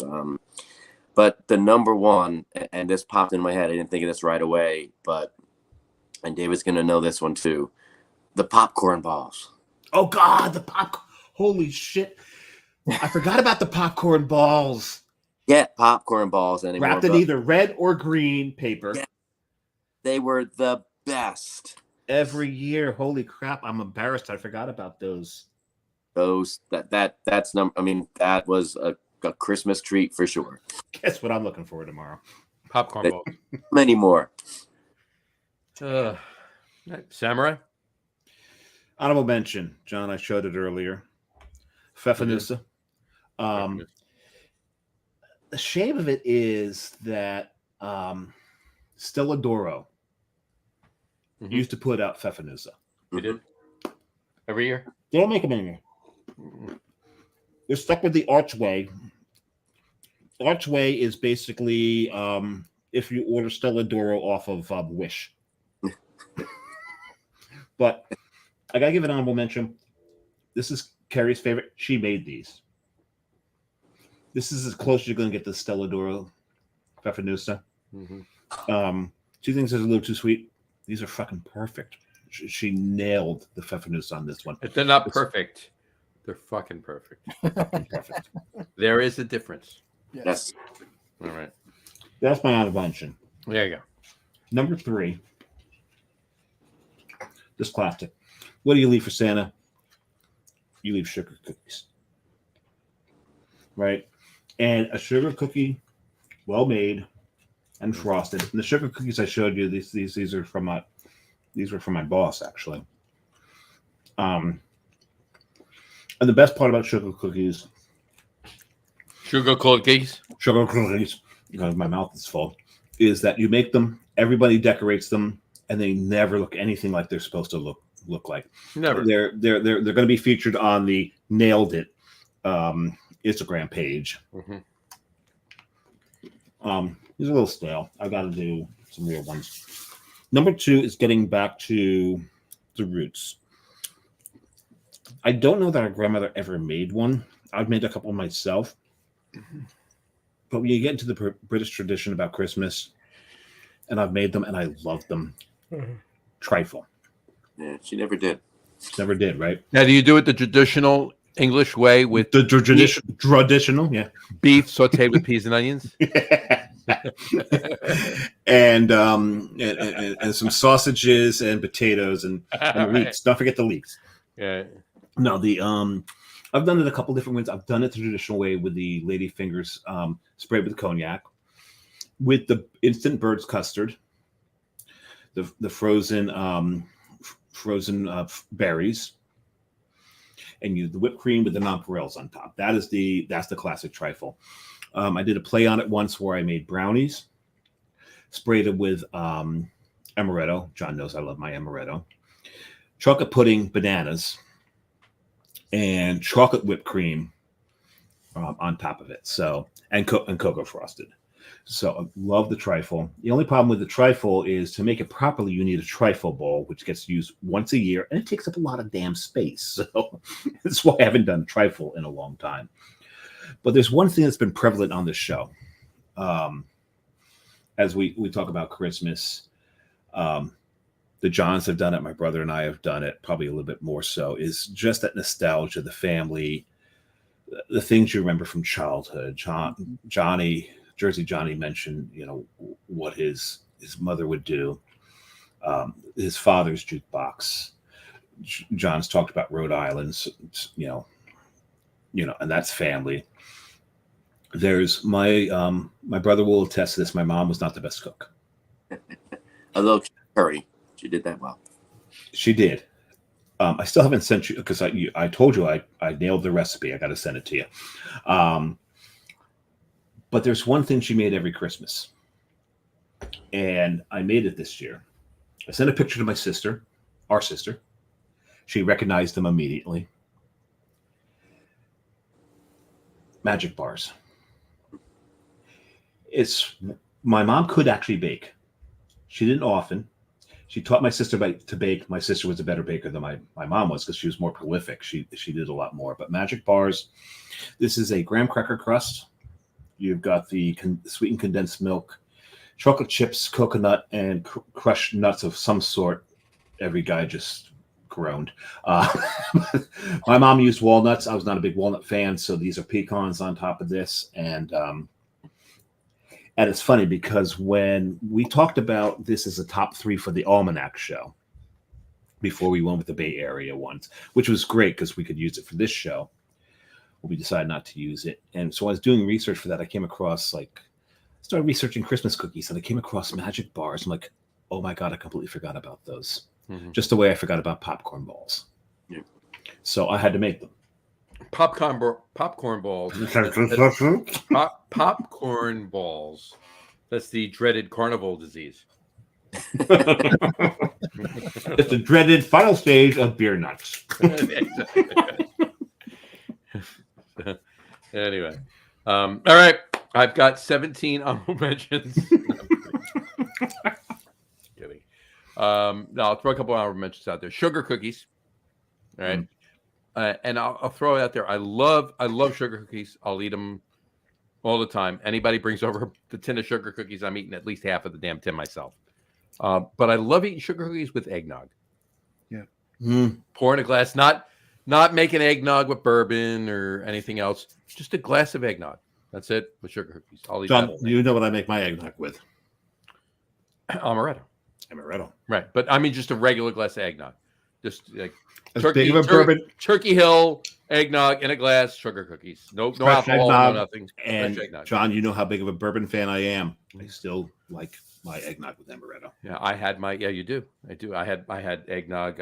You did a coquito, but I had eggnog when we did the show with Tom. I think he's watching right now. We did the show with Tom at 11 o'clock on a Friday night, and we finished at 2 a.m. That was fun. A quarter to 12 actually. Quarter to 11:45. I think we did it.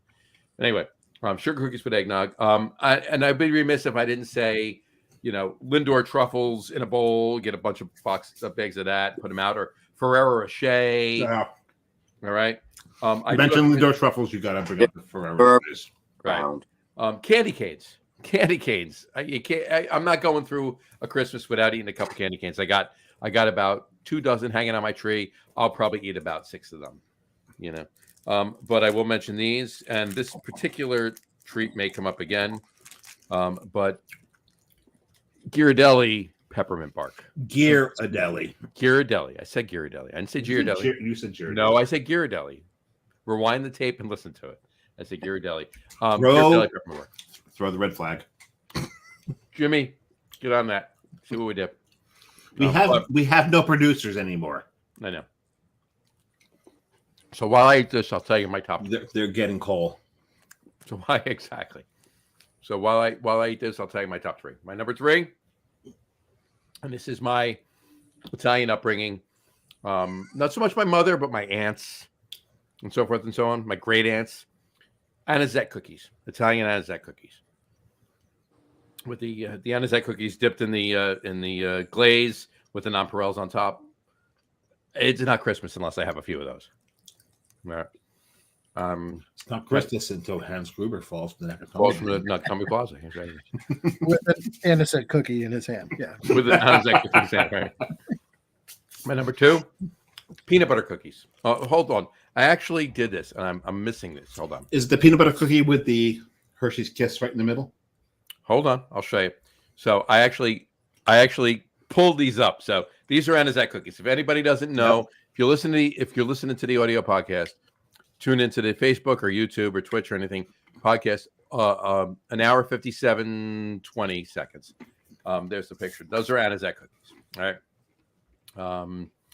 Peanut butter cookies. Absolutely, Dave. No, they are. With the peanut with the Hershey's Kiss right in the middle. Because if you just say peanut butter cookies, those are timeless. They're year round until you shove the Hershey's Kiss in the middle. Then it becomes a Christmas cookie. Then it's a Christmas cookie. Exactly. And my number 1, and even though I just had the Ghirardelli peppermint bark, it's regular peppermint bark. That's my number 1. Trader Joe's has got very good peppermint bark. There's a lot of good peppermint barks out there. I actually attempted once to make it myself. Wasn't bad. Looked absolutely nothing like this. Nailed it. But it wasn't like that. But peppermint barks. That's definitely my number 1. So there you go. So, those are my top 3. Doug Smith mentioned something that should be in the conversation that was obviously not in this conversation. Yes, let's put it up there. Doug Smith said, mincemeat pie has to be in this conversation. Here's the thing about mincemeat pie is back in the day, there was actually meat in mincemeat pie. Mm-hmm. Mincemeat pie now is nothing but sugar and crust. It's sugar and crust. It's all, yeah. Cola. Mm-hmm. I think there's different versions, right? There's mincemeat pie, as you said, with meat, but there's also the apple raisin fruity mince pie that I remember from New England days, and that was another holiday tradition. Well, that's what Doug's talking about, right? Yeah, that's what he's talking about. But you can't find that down here to save your life. Anybody doesn't know, John and Doug go way back. Yes, we do. And they're both. If you pull Doug's last statement back up again, his last. If you look at his Facebook profile page, it'll give you an idea. Because if you've watched the show and listen to Staradumsky, and we've got any tangent on sports, because John doesn't like sports too much. Just look at his hat. Johnny. Talking about me? Yeah, I'm talking about Johnny. No, not they're both Patriots fans. So from way back, yes. Way back. And he and I were just talking about the Pats this morning. So, it's big What component of your life if you're a New Englander. It's being a Patriots fan. So. and no Belichick next year. Well, we'll see about that. I don't know. I'm willing to put money down that Mr. William Belichick will be the head coach of the San Diego Chargers next year. I will say this to Mr. Bob Kraft right now. I appreciate everything you've done for the New England Patriots, buying the team and making sure that moron Orthwine from the Anheuser-Busch family didn't move us to St. Louis way so long ago. But if you fire Bill Belichick, you're a fucking idiot because he is a genius. He's given us so many great years of football. And even this year with, we've had so many challenges, but the defense has really stepped up after losing. We drafted a rookie, Gonzalez, who was great and went out a couple of games for the season with an injury. We got one of the leading pass rushers in the NFL, Matt Judon, who went out a couple of games with an injury. Admittedly, we've played some crappy teams, but our offense has been absolutely horrible, which means the defense is on the field more often, and the Belichick defense has still been stepping up in every game. So if he gets rid of Belichick, he needs to go back down to Florida and get another happy ending is what he needs to do. My brother muted himself and spoke off camera. Did you just order another beer from Bo? No, Becky just came in. Oh, hi, Becky. So yeah, I don't have too many strong feelings about the Belichick question. But there you go. That's none whatsoever, John. No, I don't. But I kind of think that Kraft is smarter than that, and he's all this stuff that's floating around. He's not going to get rid of Belichick. Because I will tell you this much, that if we have to totally rebuild our offense next year and totally rebuild our defense, we're going to be in a world of hurt. It's going to be years before we're a contender again, like many, many years. You're talking to a couple of Giants fans about this. Yeah. It'll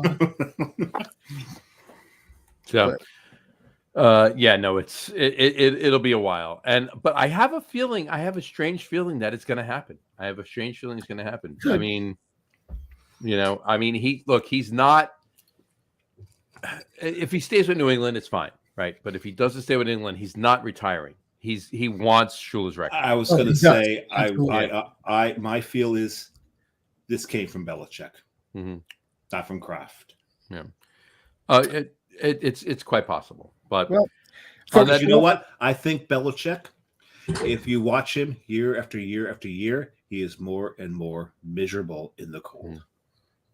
But for the reason, he's originally from Maryland, so he's not from a. Oh, so he's used to misery. Yeah, yeah. Well, but he's not used to too much of a southern climb. But I think that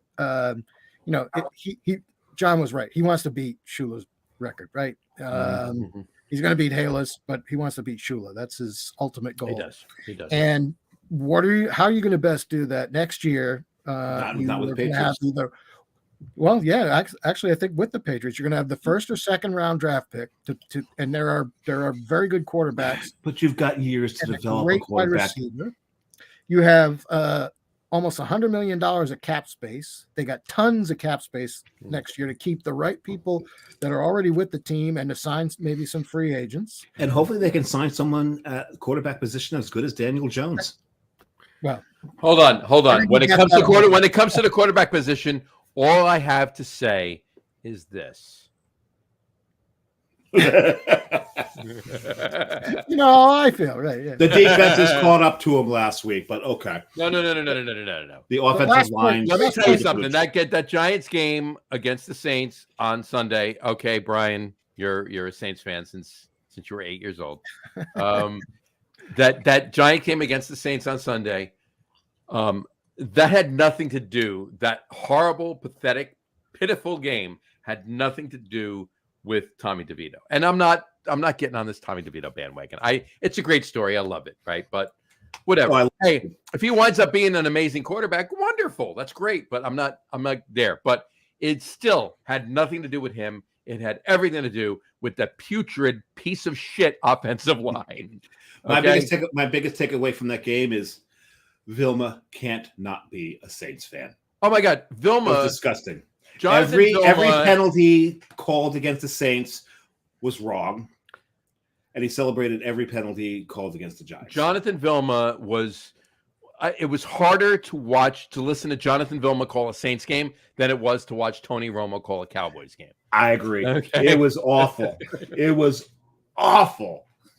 Horrible. Anyway, this is a beer podcast. Well, it's a beer podcast. One more thing on football, and John will may or may not like this. I don't know. For history, maybe he will. Okay. Now, I'm a Giants fan, as you can tell. All right.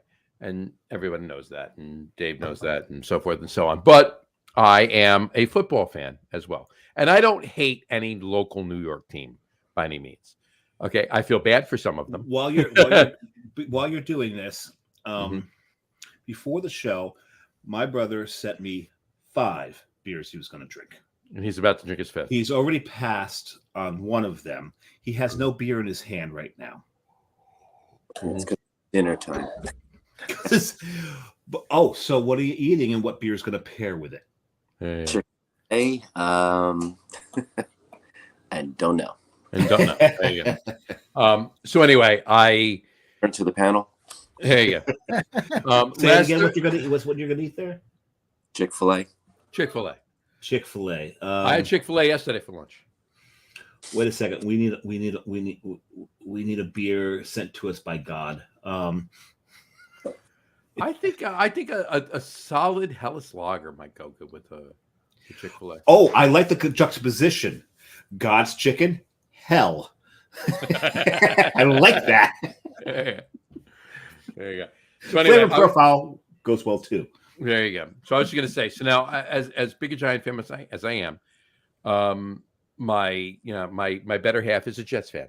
Jessica is a Jets fan. Okay, she calls me Wait up a second. on Thursday night. She's a Jets fan. You called her your better half?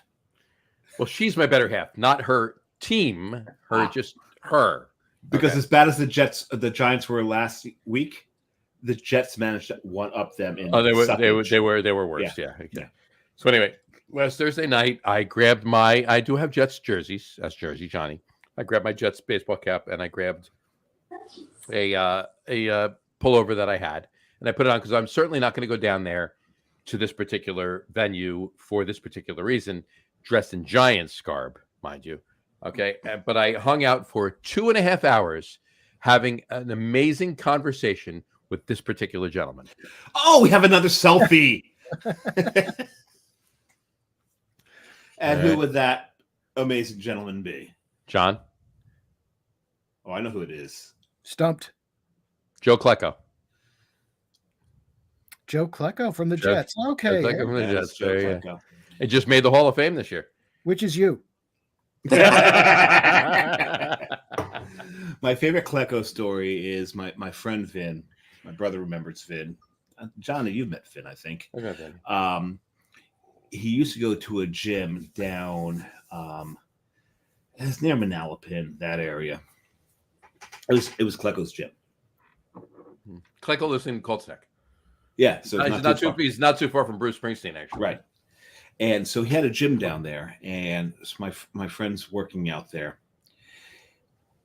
And there's John, what are you drinking? Not to interrupt, but There you go. I'm desperate. Yeah. to take We got a another sip. 2021. There you go. No, Throw it up. No. Wait a we've had second. it, so- You just interrupted sports talk with a beer on a beer podcast. How dare you? There you go. But he's working. You got to crawl. There you go. You get 2021. There you go. He's working out, and him and his buddies, and they get up to about 2.25 on the I'm having another peppermint bark from Gary. There you Ellie. go. On the bench pressing. They get off the bench and they're getting ready to take the weights off. And this group of like no necks walk up to them and go, No, leave those on. We'll start with that. So these guys take it and they start bench pressing it, and they get up to about 300 or so. They get done. They're about ready to take the weights off. Klecko and his friends walk up to him and like, No. Leave those on. We'll start with that. And if you ever pull that shit in my gym again, you are out of here. Mm-hmm.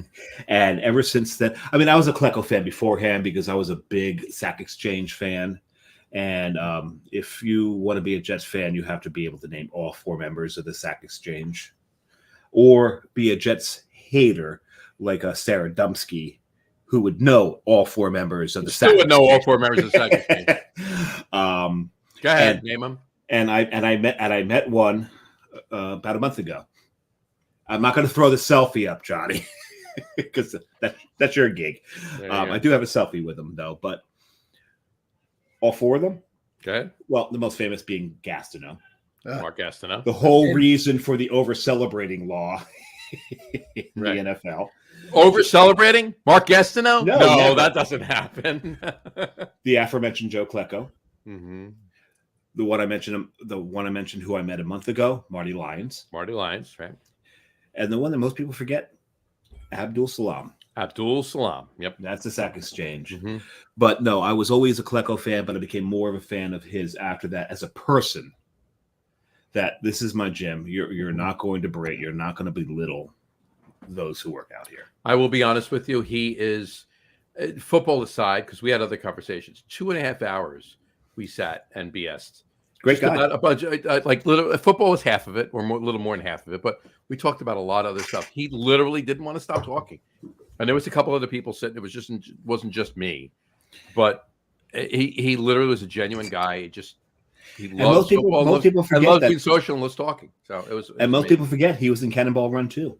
Cannonball Run 2 and Smoking the Bandit 2. Oh, Smoking Bandit 2, not Cannonball. No, he's Run. in both. He was in both. Oh, that's right. He was in both. He was in both. Well, that's easy for you to say. Yeah, exactly. Yeah. Guys, I'm gonna go have That's my us. family. We're talking about Christmas, but I'm gonna go join them. Brian, you go have your Chick-fil-A. Yep. And join your family. And we will see you next year.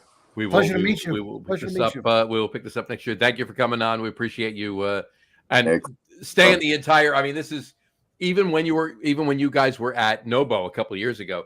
You were on longer today than you were that day. So awesome for sticking around. Oh, that Nobo show was fun. That Nobo show was fun. Yeah. And it's the last time I've had a Lichterheiner. Yeah. Heiner, yeah. There you go. Their holiday beer, checking it twice is a good one too. There you go. What style did they do? It's like a winter warmer.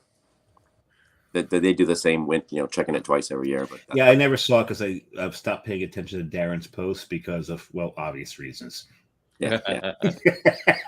Love the guy. Hilarious. Anything. Yeah. Anything. All right.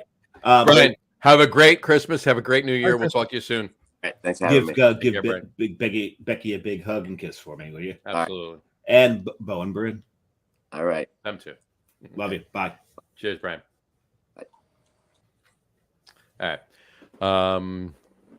So what was I saying? Oh yeah, no, Klecko was amazing. He was a great guy. And I cannot neither confirm or deny that he will be on the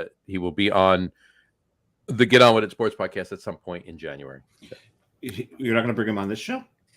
Hey, he's not a big beer guy. He was drinking Kettle and Club with lime on Thursday. Well, You guys mentioned Gastineau, who is my most hated Jets player of all time, because I remember '84. You mean Browning Nagel wasn't your most hated Jets player of all time? So John, we beat the Jets to go, and then we beat. We were '84. We were a wild card team. It was the year we went to the Super Bowl and got our asses kicked, but really kicked by the Bears. But we beat the Jets to go. Then beat the you Dolphins. remember the joke from that year? Uh, Why are the Patriots like the space shuttle? No. Yeah, it looked really good for the first 37 seconds, and everything blew to hell. Yeah. The Super Bowl was 2 days before that happened. Okay. Yeah, but that was the joke afterwards. Yes. Gotcha. Right. That's kind of like the joke that I used on a lot of Falcons fans down here after we came back and beat them in the Super Bowl when we were down 28-3. What's the difference between the Atlanta Falcons and a dollar bill? Wow. A dollar bill is good for 4 quarters. But anyway, Gastineau, we beat the Jets, and Gastineau was like, I hope they get sick. I hope they die on the plane. He had all these horrible things to say about us anyway. But do you guys know who my favorite Jets player of all time is? Your favorite Jets player of all Richard time? Todd. Nope. No. Give me a time frame. In the last 10 years. Last 10 years. Yeah. Geez, last 10 years. It was something that happened on a holiday related event. Oh, Mo Lewis. Nope. That has to be your favorite Jets player of all time. No. He knocked out Bledsoe, so you guys got Brady. That should be your favorite Jets player of all time. That's a good candidate, but it's Mark Sanchez with the butt fumble I was going to say, on Thanksgiving Day, no less. I was going to say. Yeah. And that was actually a little over 11 years ago, but yeah. Okay, all right. So a little more. So for Jets fans, you know who the most hated Patriots player is? No, who? Tom Brady? No. It was Tippett. Andre Tippett. Yeah. Andre Tippett, because he blew out Klecko's knee. Oh, okay. Andre He was a Tippett. great player, by the way, Tippett. But He blew out Klecko's knee, Yeah. pretty much disabling the sack exchange that year. okay. Did not even remember that. I can't confirm or deny whether I have a Klecko jersey, but Yeah, I you do. I We do. know And you I do. do, and he signed it that day. So Yeah, and the thing is, on many of the groups, your Giants fandom got questioned big time on that. Look, hey, you know what? I have a Phillip Rivers jersey, and if I was somewhere where he was, I'd have brought that, and he would have signed it. Would that make me a Chargers fan? Yes, I'm a football fan. I'm a Giants fan, and I'm a football fan. Okay, We're I gonna have question- a Tom Brady jersey. Is that going to be a problem? Not Yes. for me. I have two Patriots jerseys. I have a Tom Actually, it's Brady not a jersey. problem. It's not And I a have- problem. It's not a problem for Giants fans because Tom Brady's never beaten the Giants when it really Yep, that's counts. true. Well, this is true. Yeah. I have a Tom And Brady the thing jersey, is, and I actually have a Sony Michel jersey too. I do have to give Tom Brady all the credit in the world. I became a big fan of his when Eli retired, and Brady congratulated him on his retirement and said, "Hey, great career. Just wish you hadn't won so many Super Bowls." Self-deprecating, and it's like, yeah, good on you, Tom. That's awesome because you can afford to say that because how many Super Bowls you've actually won. He's won more than anybody else. So that's Yep. for sure. He's the GOAT. That's true. For sure. That's for Yep. sure. But all right. Beer. Beer. Are you going to a fifth? No, I'm not going to. Are you No, going no. to a fifth? No, I may pour a little port just to. Wrap up the evening. Yeah. I need to finish my St. Bernardus. I have a fifth Well, here, that but I'm way, not going to have it. because I finished my St. Bernardus, and I'm going to need something to toast the end of the show with. Gotcha. No, I got a better idea. What's that? Hold on a second. Go for it. I was just going to say, is there any other, John, for you? I'll mention this to Samurai when he comes back on. Are there any other? He's sitting down already. I'll just ask him now. Okay, so I need proper glassware. Hold on. Oh Jesus! That was a good expletive, not expletive, but exclamation Ding, ding, ding. You're for this hearing all the particular dinging. time of year. I said, "Oh Jesus!" Luckily, no Right. glass is broken. There you go. I'm going to show you the proper glassware first, and you can. You're gonna have a boat, really? Why not? You brought O-Dub earlier, No, that's true. I did. and it made me thirsty for a boat. Thirsty for a boat. What's my favorite beer, John? Building sandcastles from Coastal Brewworks. That might be number 2. Nautical Twilight from Coastal Brewworks. Nothing, not for nothing. It was supposed to be building sandcastles. Mm-hmm. You know I love Nautical Twilight better. I know you. It is such a damn good beer. Well, we've talked about the boat, and we've talked about the goat, but I will say, Dave, you are the goat of the boat, right? You have the He's most- the goat of the boat. Yeah, the goat of the boat. And you know what this stands for? And it's funny because the maker of this beer, who's claimed it's just the greatest beer, when I brought the fact that it stands for best of all time, he just blinked and went, fuck. Because he hadn't thought of it until that point. He hadn't thought of it today. Because it's not what it actually stands for. It's supposed to be, it was brewed to be a beer that you can drink on a boat all day long. Mm-hmm. Boat beer. That's it. It was originally boat beer, not just boat beer. Yeah. Anyway, so what I was going to say, John, any other holiday traditions that you do? Not necessarily food or music or movies or TV or beer or food. Just things you do. You want to. you go somewhere and experience this or what have you, or anything like that? Well, we have a really fun one that we do on our family gathering, which is not always Christmas Day or Christmas Eve, because my wife has 3 kids, and I have 3 kids, so we have 6 kids, and Oh, and God. we are We like were the talking about Brady Bunch. Alice being in the middle there. Do you have it, Alice? There you go. And except for my daughter, she's got 3 girls, and I have 2 boys and a girl. And I always tell my daughter that she ruined the Brady Bunch. But when we do have our gathering and we get together, we have this game that we play. And my daughter actually, I tease her, but she's such a great kid, and she gets all these gifts for all the kids and stuff, and wraps the hell out of them in cellophane. And the players, you go around the horn and you roll dice, and until somebody rolls doubles, you are wearing oven mitts and trying to unravel this ball of cellophane wrapped goodies, candy, money, cash. There's toys, there's all kinds of stuff, and everybody's just trying to get it open and get all the loot they can. And of course, the little kids, it's for them more than anything. And it's all wrapped in, like, it's not, everything's not in the middle. It's throughout the entire. No, it's throughout the cellophane. Yeah, it's this gigantic ball. Yeah. So it's kind of like a mix between a king cake and a piñata. Yeah, and trying to do those things with oven mitts on. Oven mitts on, right. Yeah, but it's a lot of fun, because it's a lot of fun watching them try to do it, and they get so excited. And the next person in line who gets it next is the one rolling the dice. So, that's probably one of our biggest family traditions. So That's great. That's cool.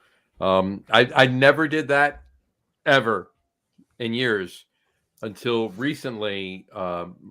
Jess's sister and brother-in-law, they started that up again for them. So anytime we're over there on Christmas Eve, which we will be this Sunday, they do that. And obviously it's for the kids. It's all chocolate and candy and everything else. So it's all whatever I win goes to, here you go, take us, here you go. I might take a piece of chocolate to eat, but here you go. The rest is yours, Yeah. But yeah, no, that is fun. That is cool. Yeah, it's a lot of fun, and actually the adults doing it get sometimes more excited than the kids do. Right. Yeah, no. They're not going to eat Absolutely. the stuff, but they give it to the kids, but they really get into it. So yeah, Samurai. Traditions are time tested, right? John knows full well there's been so many changes in my life to really bring tradition from stage to stage is really kind of difficult. But there's one thing that's kind of probably been a consistency from year to year. Boat beer. Yes, boat beer. From the time I was 2. No. There's a story my mom would tell. When I was probably 2 or 3 years old, I got out of my crib and undecorated the lower branches of the Christmas tree, because that's all I could reach, thinking those were my gifts. And it has come, and I honor this every year. There are 2 ornaments that I still have. These ornaments are older than me. These ornaments my mom had when she was young, and these were my favorite ornaments that were on the tree when I was a kid. So when I moved out and I got my own Christmas tree, my own family, she gave me these ornaments. There was 3 of them. 1 broke, so there's 2 left. One is this, and they look almost like a candy. One looks like a teddy bear. One looks like a harp. I don't even remember what the 3rd one looked like at this point. These are the 2 that remain. And every year I still have them. They're on the tree out there. And it's not Christmas to me until I put these on the tree. And I just remember what it was like. And when I do that, and it's something that when we get to our age, you kind of forget that wonder, that magic, and there's certain things in the family traditions and the remembrance of what happened when you were a kid, the way you celebrated as a kid, and when you do these things, perform even the simplest act of hanging an ornament on a tree, that recaptures maybe just even the slightest portion of that magic. Yeah. Of, back in the days when, you believe in Santa Claus. And I'm not saying that I don't believe in Santa Claus, because I kind of still do. I do. Yeah. It's different than when I was a kid. I don't have a chimney. I don't have a fireplace. Mm-hmm. And I know none of the gifts under the tree Santa actually brought, but I still, to this day, I believe in Santa. Sure, absolutely. And one of the advantages of getting older is you can actually be Santa Claus. And, that's one of the things that I always tout. One of the things I like to do is I buy a bunch of toys for kids at Christmas, and they go to, in the past, they've gone to Toys for Tots. But my son-in-law runs a charity in Rome, Georgia, and he helps out kids with cancer or cancer in their family. So I get these toys and give them to him, and he gives them to kids that might not have stuff otherwise. But there is a Santa Claus, and you can be that Santa Claus. There's a Santa in all of us. And one of the guests we're supposed to have on tonight, Tony Drury. Tony does something every year, and he's brought his daughter into this tradition. Tony lives in far west Texas. He's right on the Rio Grande. He's not that far from it. He's in Terlingua. And every year, I hope that INS is not listening, because they break the law every damn year. They get in their canoes. They're dressed as Santa. They load the canoes down with gifts. They cross the Rio Grande. They go into a very poor town in Mexico, dressed as Santa, and they hand out gifts. Man, that's awesome. And it is, I don't think that would be an INS problem. I think it would more likely be like a Mexican government problem, because, it's people, it's Tony going into Mexico. But he's got to come back. But he can come back. He's allowed to. Yeah, he's allowed to. But it's John knows damn well, because have never met Tony face to face, but I've known of him and interacted with him, brought him into the show, and I've always been, I'll admit it, kind of jealous of his lifestyle.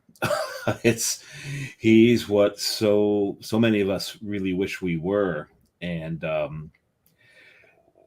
when I found out that he's younger than us. That's the and when I found out that he did this, I became even more enamored of this particular individual. We will have him on the show again soon. He'll come on again. Yeah, we'll get him in the new year. We'll talk about what he did do this year. He actually joined, and this is near and dear to my heart and Samurai's as well. Yeah, there's a reason he couldn't be on the show today. The Terlingua Fire Department. He actually joined the Terlingua Volunteer Fire Department. And they also, while they're just a municipal fire department, they also do wildland firefighting, and they had to go on a 3-day wildland firefighting drill and training. And so he went for that.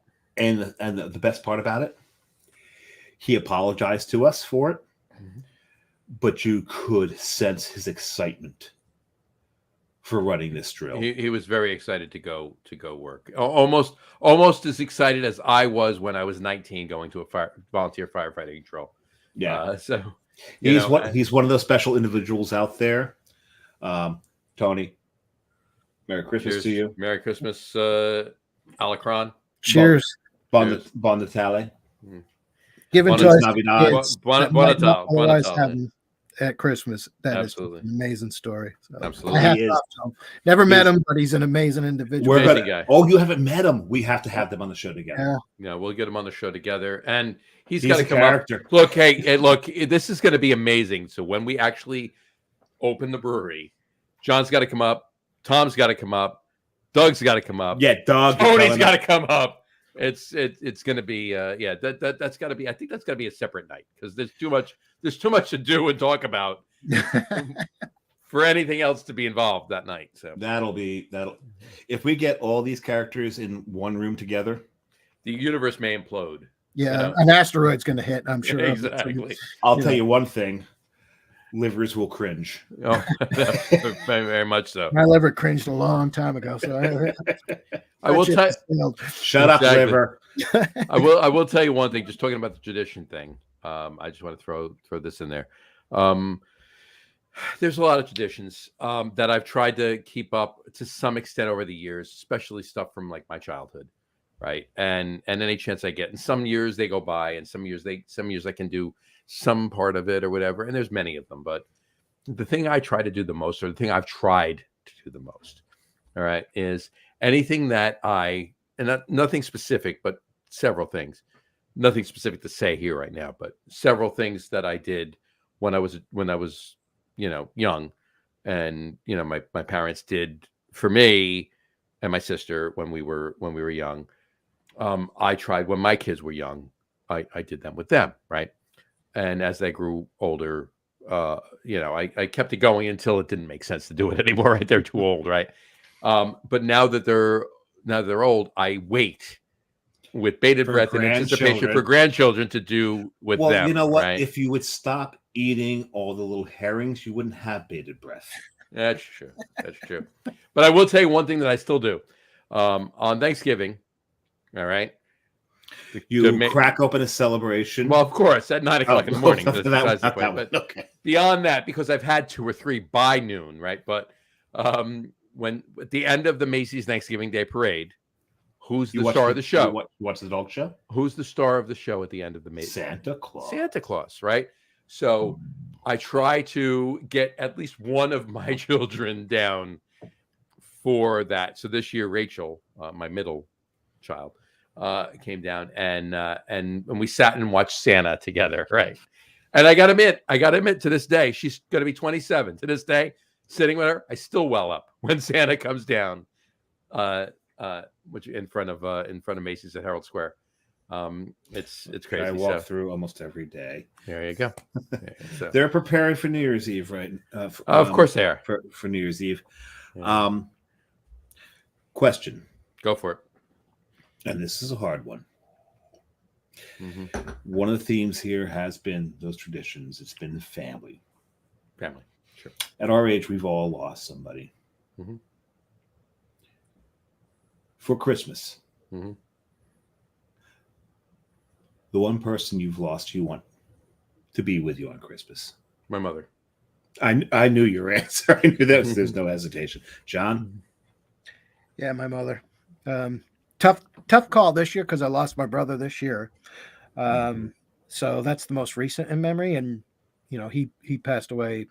My mom was 73 when she died, and he's younger than me. So tough call, but I think it's always going to be my mom. And also tough because I have so many traditions I share with my dad, and I miss him a lot too, but probably, still my mom.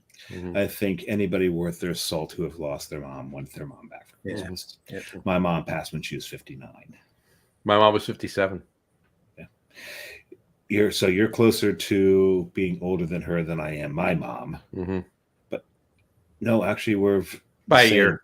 No, we're the same. You're 2 years same. Yeah, it's true. Yeah. Actually the same. Same, so yeah.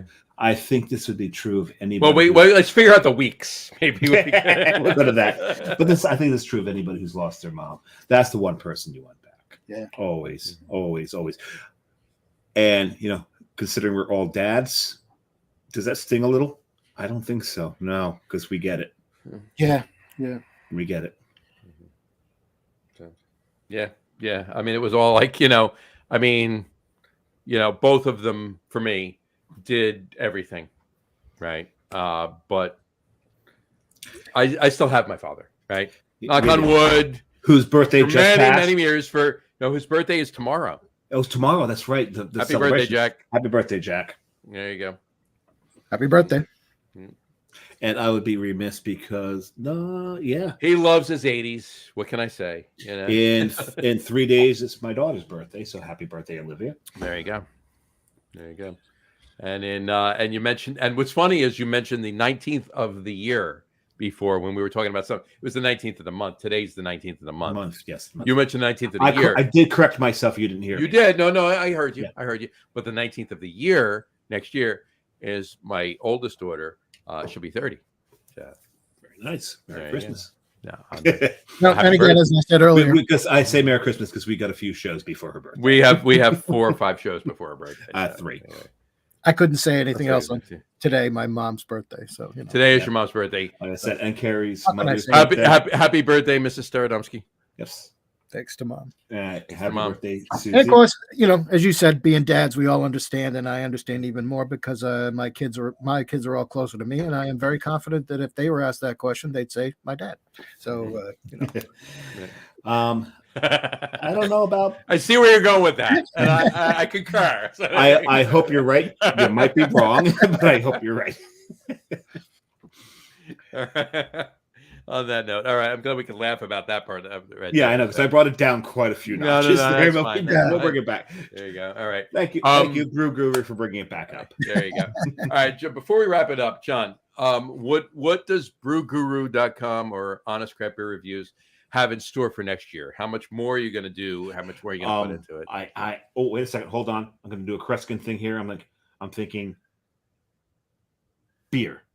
beer. We're gonna do Here, that. there you go. All right. We're going to do the same thing we've always done. And you know, it's going to be, you know, we're not into the ticker thing. We love trying new beers. Mhm. We're going to be drinking a lot of new beers in the new year, but it's all about the whole point of trying new beers is to find stuff you love and you want to drink them again. And, you know, we talked on this show about some classics, like stuff that's still available. Like I drank a Harpoon Winter Warmer. Yes, you did. I didn't drink a Sam Smith's Winter Welcome on the show, but I've already had some this I year. got one in the fridge back there. I got one in the fridge as well. We're going to keep drinking that stuff that we love because, you know, we lost Anchor this year because we didn't drink enough of it, right? Absolutely. We We learned need to drink more of that, but that's a reason we need to drink more Sierra Nevada because they've been around for so long, right? We can't lose them the same way that we lost Anchor, and I think that's and thank you for that because John and I put a challenge to all of our listeners. Mhm. Once we learned of Anchor is those breweries, those OGs, those breweries that got us into it, the Great Divides, as you mentioned, the Sierra Nevadas, the Founders, Mhm. you know, even the Green Flash, all of these breweries that introduced us to so many things. Mhm. These were the OGs. Don't forget them. It's the shoots. It's phenomenal to experience new beers. We say Rogue. it all the time. We say it all Rogue. We say it all the time. Not Stone so I'm much. just going to keep because- naming beers. Yeah. Yeah, Santa's Private Reserve, Rogue. We just talked God, about it. We yes. didn't even Yeah. mention them and all the holiday beers. Yeah. Yeah. But we say all the time, drink a lot of beer, drink local. The drink local movement's wonderful. Mhm. Don't forget who brought us here. Yep. They may You not don't be need local. to. You don't need to stop drinking local. But 1 out of every 4, 5, 6 times you buy local, get one of the OGs. Yeah. Just get one. Support them. Don't let them fail. It's even Sam Adams. It's even Brooklyn, right? Even though these are the bigger breweries, these are the ones you can find nationally on tap still. John, you mentioned you were going to have you might have had a black.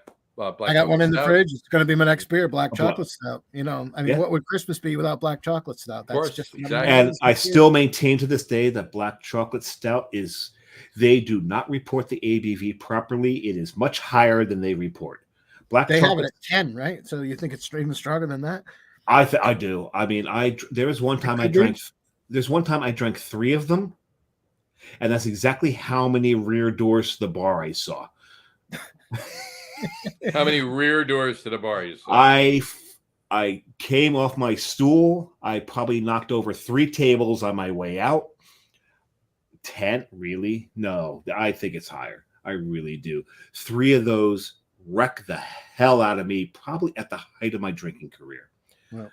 I think they're understated. More reason we cannot lose beers like that because Exactly.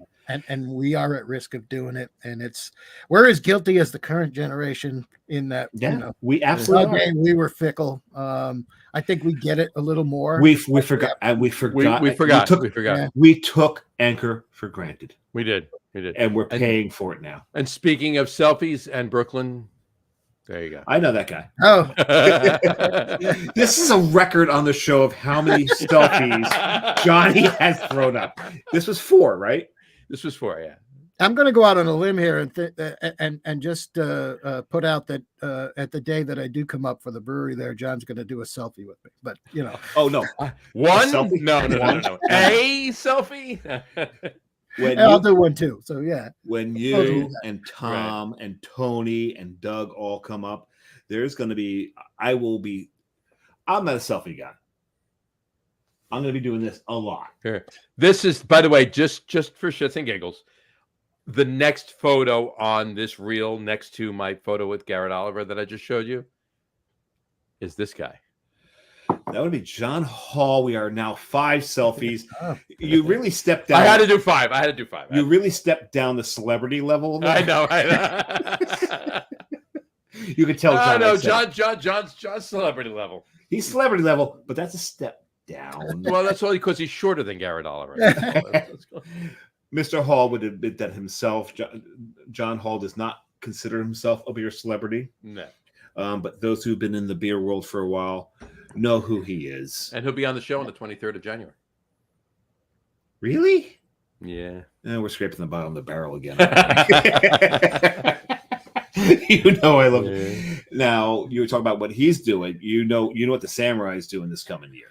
What's Samurai doing this coming year? You know what I'm looking forward to in April. So I always travel for my birthday.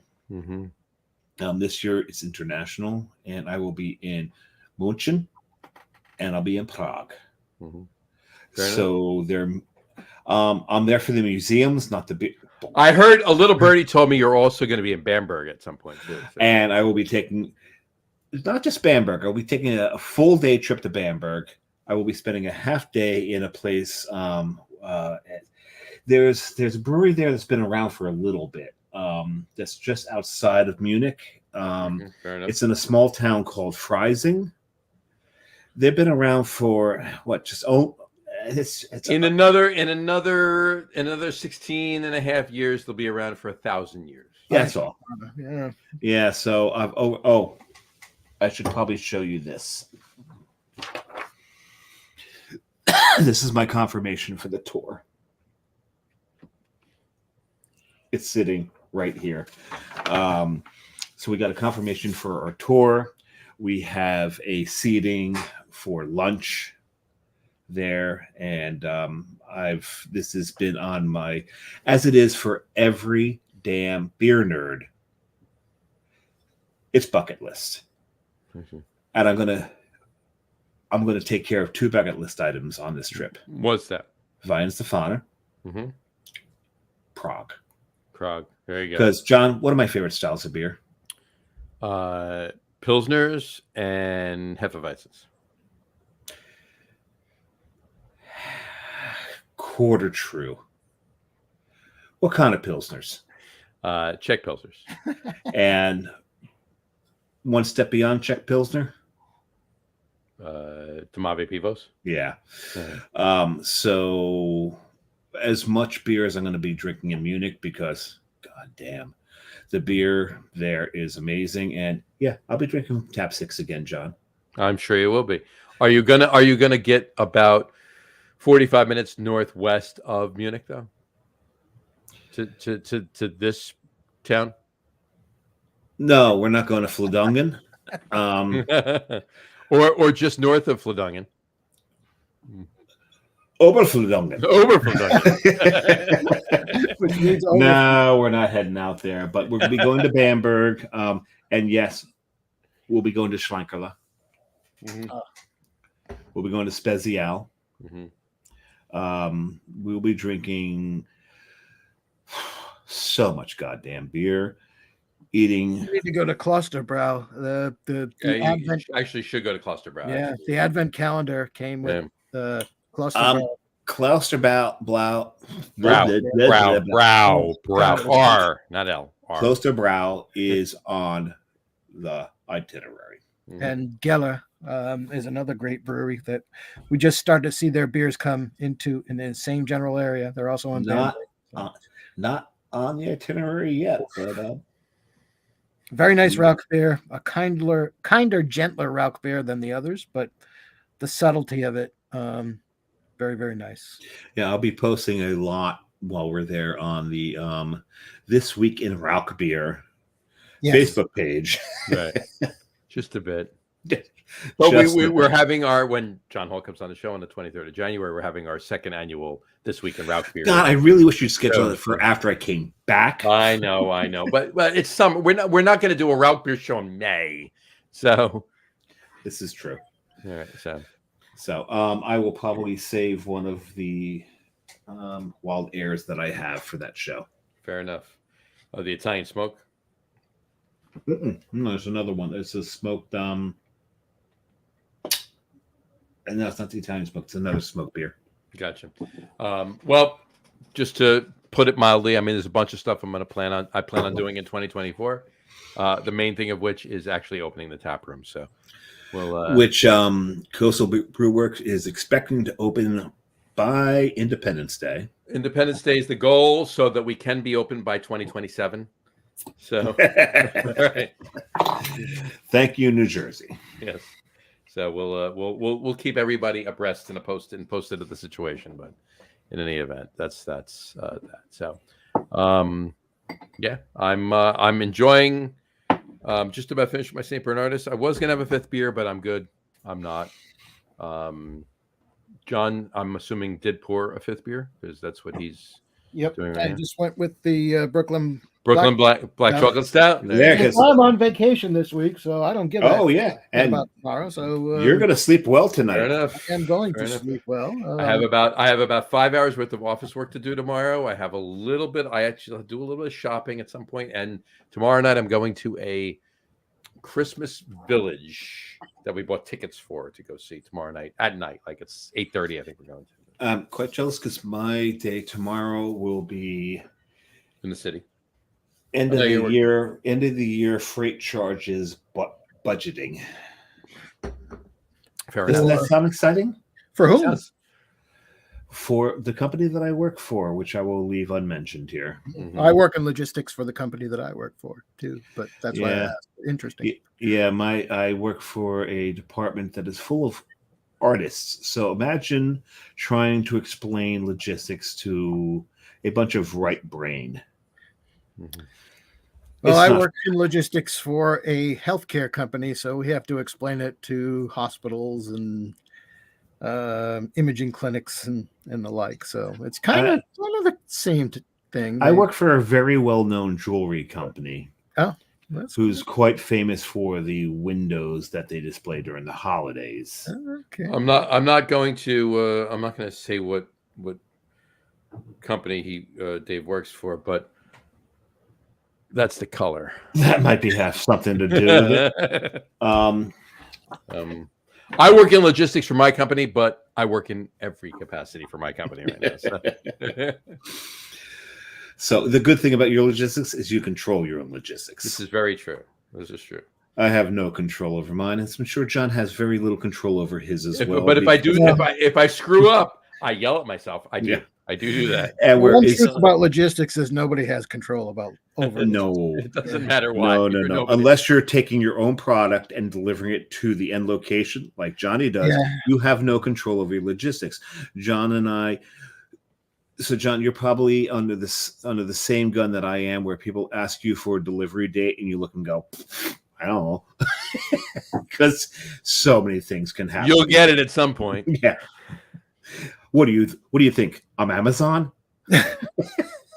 No, it's more like they think that Scotty's going to beam it up to the Enterprise and back down. Yeah, back down. Yeah. So, to not get too nerdy here, John, I had a 17-foot carpet that had to be picked up on Friday, crated in Georgia, mind you, and delivered in Italy on Monday morning. There you go. I got. That's awesome. Guess what? What? Got it done. It got it done. The I will bill, say this, on the that- other hand, was 3 times more than the carpet was worth. I will tell you this. And this pales in comparison to what Dave just said. But I have ordered something from Amazon and had it delivered after I ordered it. Had it delivered quicker than if I ordered a pizza from a pizzeria 2 blocks away and had it delivered when it was done. Because the guy was sitting under his desk, went, "Here you go." Amazon's like Starbucks. Eventually, there will be a Starbucks. There are so many Amazon warehouses now. Yes. As long as it's in stock in that warehouse, you'll get it in 20 minutes. Yeah. Yeah. But it's like, but that is the secret to their success, is because they have so many more customers than they can sustain their supply chain. Exactly. So they can just like Starbucks, because one day there will be a Starbucks that will open inside a Starbucks. Yeah, they've got warehouses all over the country with. That's an old Dennis Miller thing. They're going to ship a lot more of them than maybe my industry or your industry or whatever. So they can do it. But their price points maybe not as high as ours. Yeah, no, probably not. And probably, but the thing is, with yours is actually important. No, it's all important. Right? It's all important. It's just it depends on who you ask, Dave. Yeah, medical supplies are a little bit more important than jewelry. In the grand scheme of things, yeah, but depending on who you're talking to, everything's important. How important is a different story, but But then again, we do make the Super Bowl trophy. Yeah. Now, I do want to before we sign off, I do want to ask this question, because one of our guests on the show next week will probably be able to answer this question, but I'd rather ask it here. Of anything you can watch after midnight on New Year's Eve, what would you watch? After midnight? After midnight. The insides of my fucking eyelids. John? The same thing I watch every year. My Three Stooges marathon. Three Stooges marathon. Okay. Yeah. There's that. But there's 3 marathons on New Year's Eve. Three Stooges. Honeymooners. And The Odd Couple. I would go with Honeymooners. Honeymooners is mine. Yeah. I watch all 3, but Honeymooners is mine. Honeymooners would be mine if I was still awake, but it's the inside of my eyelids. There you go. Well, it's Stooges for me because, I mean, come on. I'm Rhode Island, Boston, Channel 38, Stooges marathon. Hey, perfect line from Three Stooges for Boston for you, John. Please pass the Worcestershire sauce. I'm sorry. I could never say Worcestershire. There you go. Yep. So, I gotta love it. All right, John. This is already the longest show we've ever done. It's about by far. Yeah, no, we're 20 minutes over the longest show we've ever done. So yeah, I think it is New Year's Eve. I need to go start my Three Stooges marathon. We need to do that exactly. So, John, stick around for a couple minutes. We'll talk to you before we sign off. Okay. Before we all hang up. Don't sign off. But on that note, we will wrap the show up for today. We want to thank everybody for watching, and for those of you just listening to the audio podcast, thank you for listening. Don't forget to visit our website, www.lageroom.com. That's LAGEROOM.com. And please remember, like us and follow us on all of our social media: Facebook, Twitter, Instagram, and of course our YouTube channel. All of them are at the Lager Room. Remember, we go live with a video follow podcast. Us to the bathroom. No, don't follow us there. Remember, we go live with a video podcast on Facebook, YouTube, Twitter, which is now X, and Twitch every Tuesday night around 6:30 p.m. Eastern Time. And for those of you who just want to listen to the audio podcast, you can do so on our audio host, Spreaker, as well as iHeartRadio, Apple Podcasts, Spotify, Odyssey, Audible, Google Podcasts, Amazon Music Podcasts, TuneIn, Podcast Addict, CastBox, Teaser, Podchaser, Listen Notes. Pretty much anywhere you can find an audio podcast, you will find the Lager Room Guys Craft Beer Podcast. And if you haven't done so already, please subscribe to one or more of those feeds, and you will never miss a show. Again, thanks for following along with us. I never miss a show. Well, you never miss a show. I never miss a show either. No. So there you go. Anyway, have a great rest of your week. Have a wonderful weekend. Have a great Christmas Eve. Have a very Merry Christmas. And those who celebrate Hanukkah, I hope it's past. I hope it was fantastic. Hanukkah's done. Happy Hanukkah. Festivus is coming up soon. Festivus is Saturday. Festivus. Don't forget the airing of the grievances and the feats of strength. You don't want to forget those. God, I need to build my poll. I should probably phrase that better. I was I going to think we had say a few grievances tonight, so you we're might want to probably do that. Airing of the grievances. You want to, yeah, exactly. So, but yeah, so happy. We Festivus actually and had celebrate. one show that fell on Festivus. We did. a Fell show. being the appropriate word for that because I had made a poll out of beer cans, and during the show, it fell on me. It fell. It did. It fell right on him. I think that was the first year. I think it fell on you. The first year was think it was our you. show landed on Festivus. Yep, it did. So on that note, though, celebrate everything, enjoy everything, enjoy the rest of the week, enjoy Kwanzaa. the weekend. Kwanzaa's coming up next week. Solstice, which is coming up. Solstice is Thursday. It's Thursday. Yes. Thursday is solstice. So to all of our Winter working solstice. friends, Yep, happy winter solstice. But yes, have a very happy Festivus. Have a very great Christmas Eve. Have a wonderful Merry Christmas. Have a great Kwanzaa. We will actually be airing that day. We'll have our New Year's Eve week show. and to the rest of you, And it's Boxing Day as well, by the way. have a wonderful December 25th. Have a wonderful December 25th. For those of you that do not celebrate Christmas, enjoy it Or any of regardless. those. Drink a lot of beer, but drink responsibly. John, thank you so much for coming on the show. We really Thanks for appreciate having me. every time you come on, John. Yeah. We appreciate you coming on. And we will talk to you soon, folks. Take care. Merry Christmas. Cheers. Merry Christmas. Christmas.